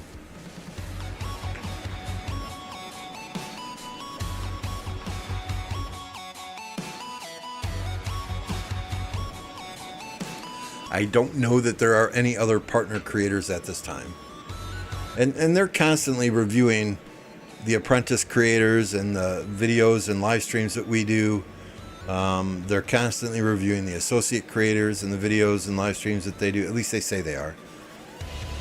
In an attempt to ensure they have the right people in the right places. But the fact that I don't do videos, that I don't do shorts, it's just, yeah, I'll forever be an apprentice creator, and it's okay. I mean, I have fun just hanging out and chilling with you guys, and that's more important to me than any amount of money.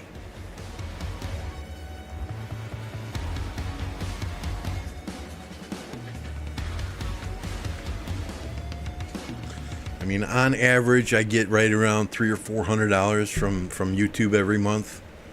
Ad revenue, memberships, super chats, that type of thing. It's nothing crazy. I think my best month ever, I got $900. So it's absolutely nothing crazy.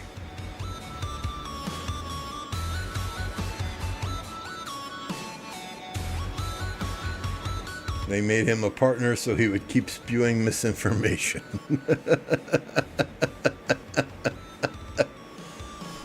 Oh. Yeah.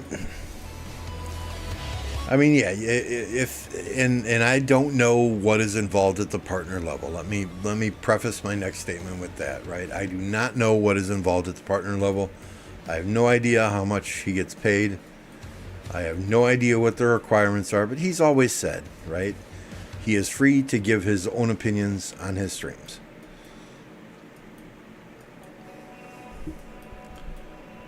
You know, that said,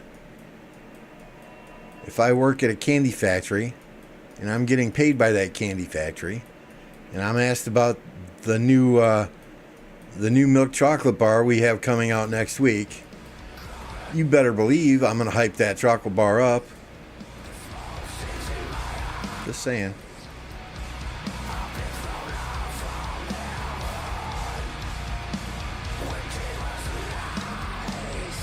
You can light up your cigars with dollar bills now? Yeah, not even.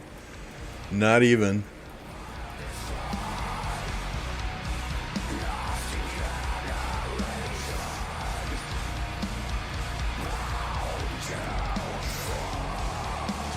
Yeah, I mean, I think Twitch was set up more for gamers, right? But at the time I started streaming, there were no streamers on Twitch doing Rise of Kingdoms, so it would have been very, very hard. Twitch takes... Oh, what is it? Twitch takes 50% now from their content creators, 50% of their revenue. YouTube is at 30%. You know, and my goal was not to make a shit ton of money from this, right? If 12 years from now when I retire, this helps supplement my Social Security check, fantastic. What's up, Jerko?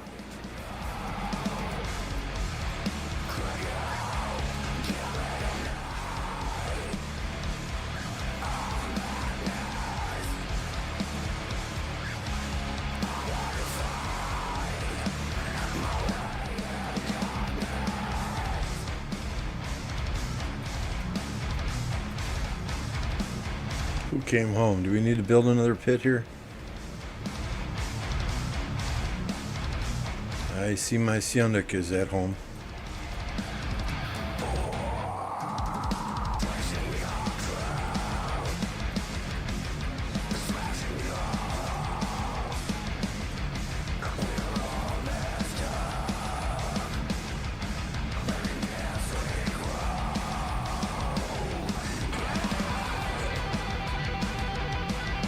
Yeah, there are some big Twitch content creators that still get a 70-30 split.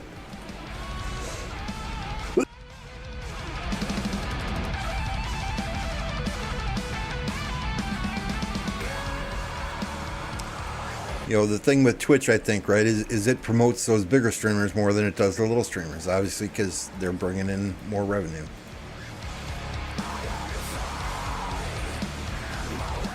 You know, I know there are lots of Rise of Kingdoms creators that are exploring dual streaming. Like I know Apple streams to YouTube, to Twitch, to Facebook. You know, I know some Call of Duty streamers that stream to YouTube, Twitch, Twitter, Facebook, all at the same time, right? But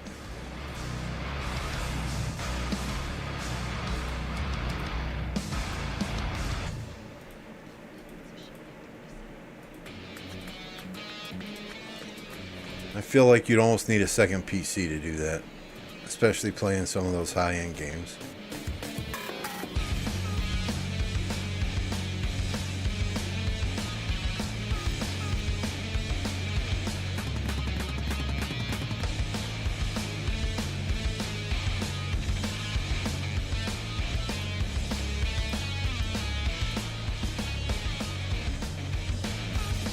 Are there any other KVKs out here that might have fighting? I know there's an altar in a heroic anthem earlier.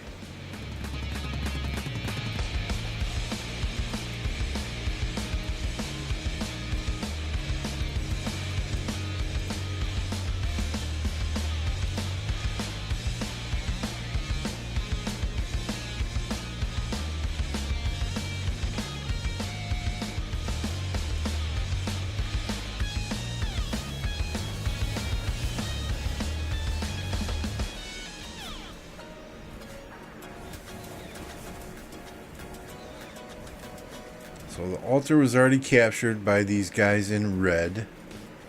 Blue is just harassing them a little bit.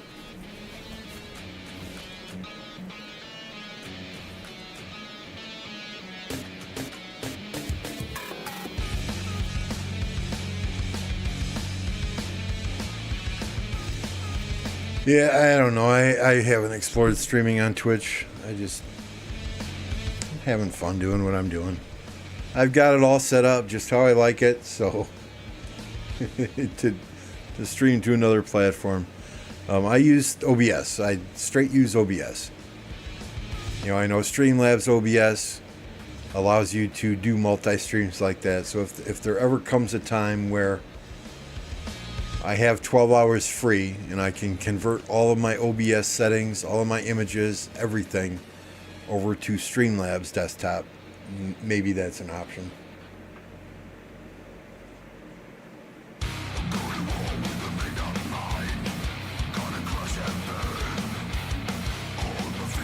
Yeah, I guess it's not Twitter anymore, right? It's X.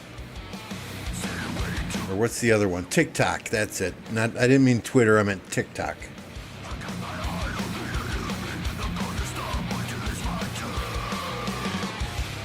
You know, there's one guy. If nobody's streaming Rise of Kingdoms at 4 a.m. when I wake up, I'll watch Benny Central. He's a Call of Duty content creator. He also works for Xbox. I mean, that dude is streaming on YouTube. He's streaming on Twitch. He's streaming on TikTok.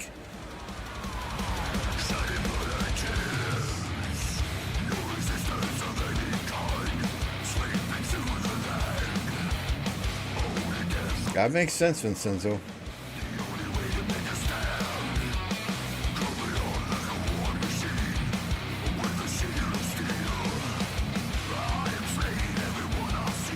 TikTok is not yet banned in the US. I don't use it. I think it rots your brain. And the last thing I want to do is spend all day on TikTok watching women in short skirts fucking dance around. And they all do the same dance and use the same fucking music too, right? So stupid.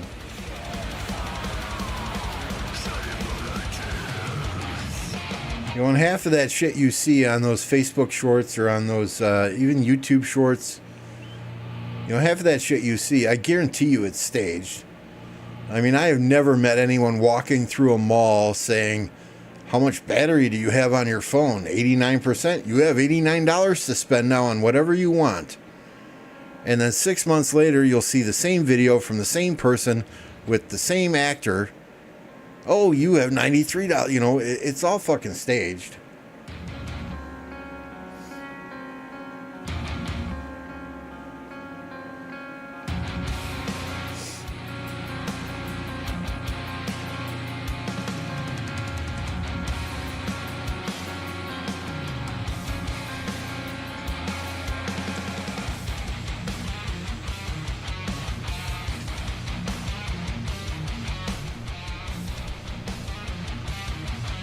I mean, the shorts that I do like, there's one guy, there's a white guy speaks Chinese. He's funny as hell to watch. The looks on people's faces when he goes to China or he goes through Chinatown and just starts talking flawless Chinese. It's something to watch. I forget what his name is though. And then there's another guy who will walk into restaurants and order, you know, give me 30 large pizzas, and then he'll take them out and he'll give them to the homeless. You know, just watching stuff like that is fun. Right? Watching some girl who's in a low-cut top and a mini skirt dance around on the screen for 10 seconds I don't understand the draw.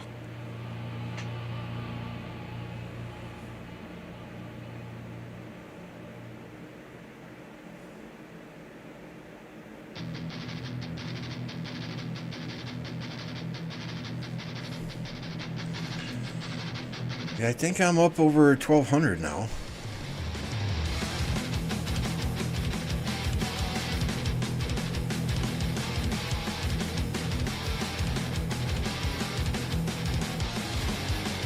$1,205. So we'll get William Wallace done rather quickly. I do not anticipate getting Scipio Jr. done very quickly. It is unlikely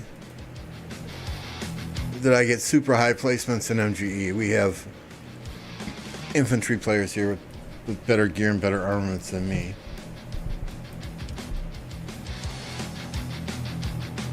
Oh, 6 random epic armament chests. Oh, hey. Let's open those now.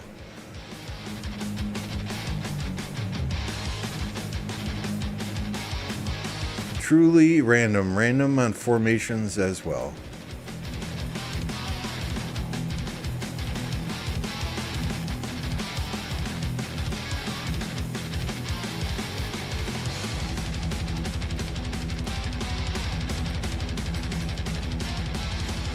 So in case you missed it earlier, we did get this today. No, not that one. See, transmuted this 10 times. We did get this one today.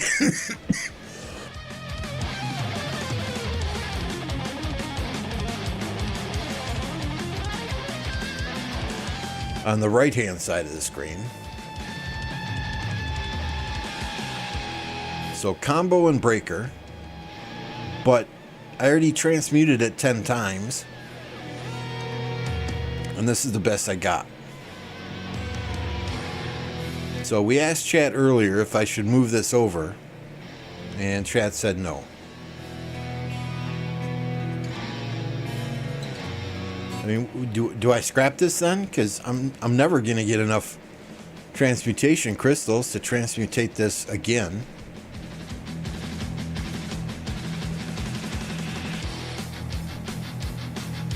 And yeah, this one also, right? We have patronage. 2% extra damage for the next 3 seconds, which is triple stacked infantry. Now, 2 of those infantry are not the best. They're not over 3%, right? But I got Boiling Blood here. 2% boost to skill damage dealt. Whenever you deal direct damage to the current target, their troop has a 30% chance to reduce all incoming skill damage. So, I mean, Boiling Blood is fantastic, right? Alert, 2.5% more counterattack damage of all types. I would love to get this over here as on this infantry guy.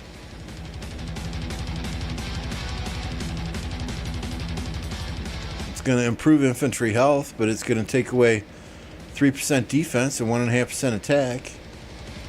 You know, this, and I've transmuted this 10 times. You know, Boiling Blood here. I've transmutated this 8 times. Trying to get triple stacked archers. You know, I'm not going to replace this Boiling Blood with this Boiling Blood. You know, I'm not going to replace this Boiling Blood with this Boiling Blood. I'm not going to replace a double inscription with that Boiling, you know? So it's like, okay. You know, and that's the reason I am pushing and pushing and pushing. And I need you all to help with this, right? I need you all to help with this. For this inscription shard chest right here, to completely get rid of transmutation stones. These provide very little return on investment for turning in 180 gold coins.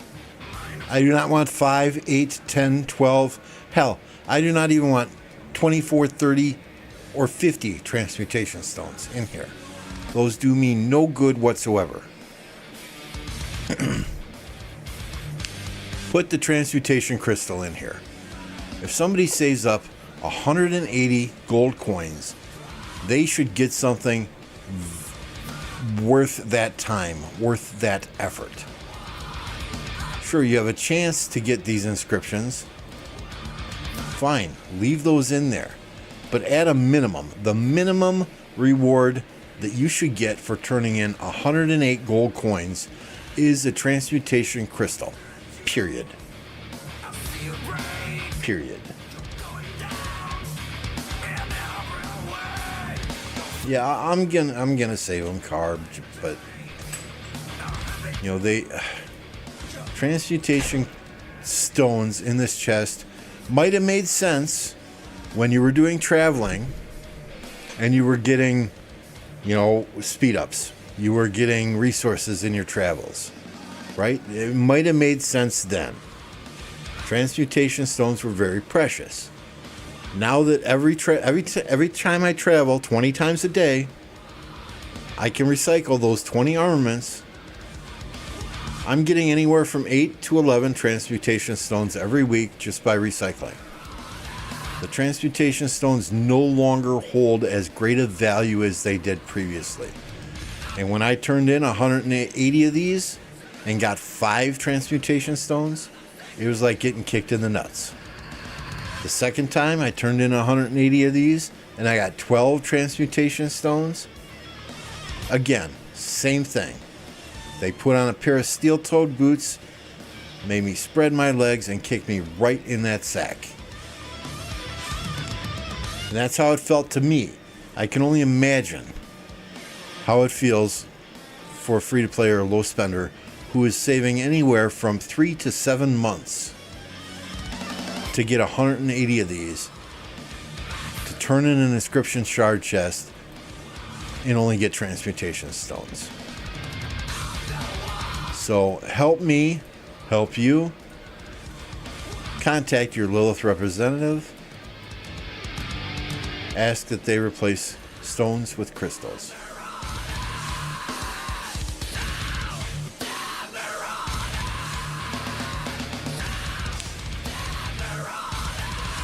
You know, I mean, Hope and Wild Lion. Hope and Wild Lion start complaining about drop rate for special inscriptions. Less than a week later, we get an announcement that Lilith is changing things.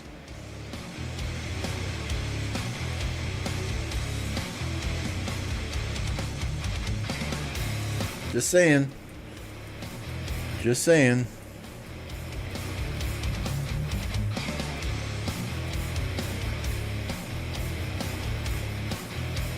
Alright guys, I think we're going to call it a day.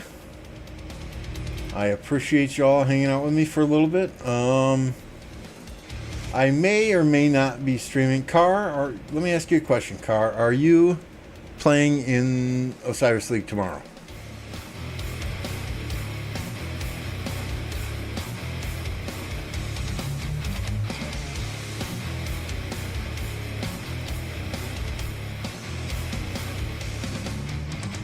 I hear you. Money talks, I hear you.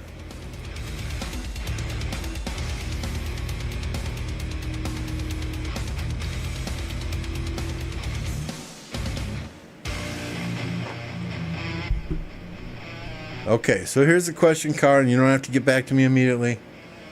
If you're available tomorrow, do you want to jump on Discord and stream the Osiris League match with me? Appo's on vacation. So think about it. Get back to me later if you're not busy. And that's at a good time that works for you. I'd love to have you co-host. I'll probably learn something from you too in the process.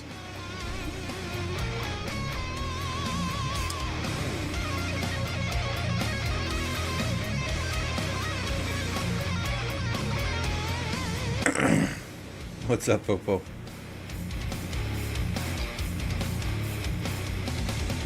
So let me know on Discord.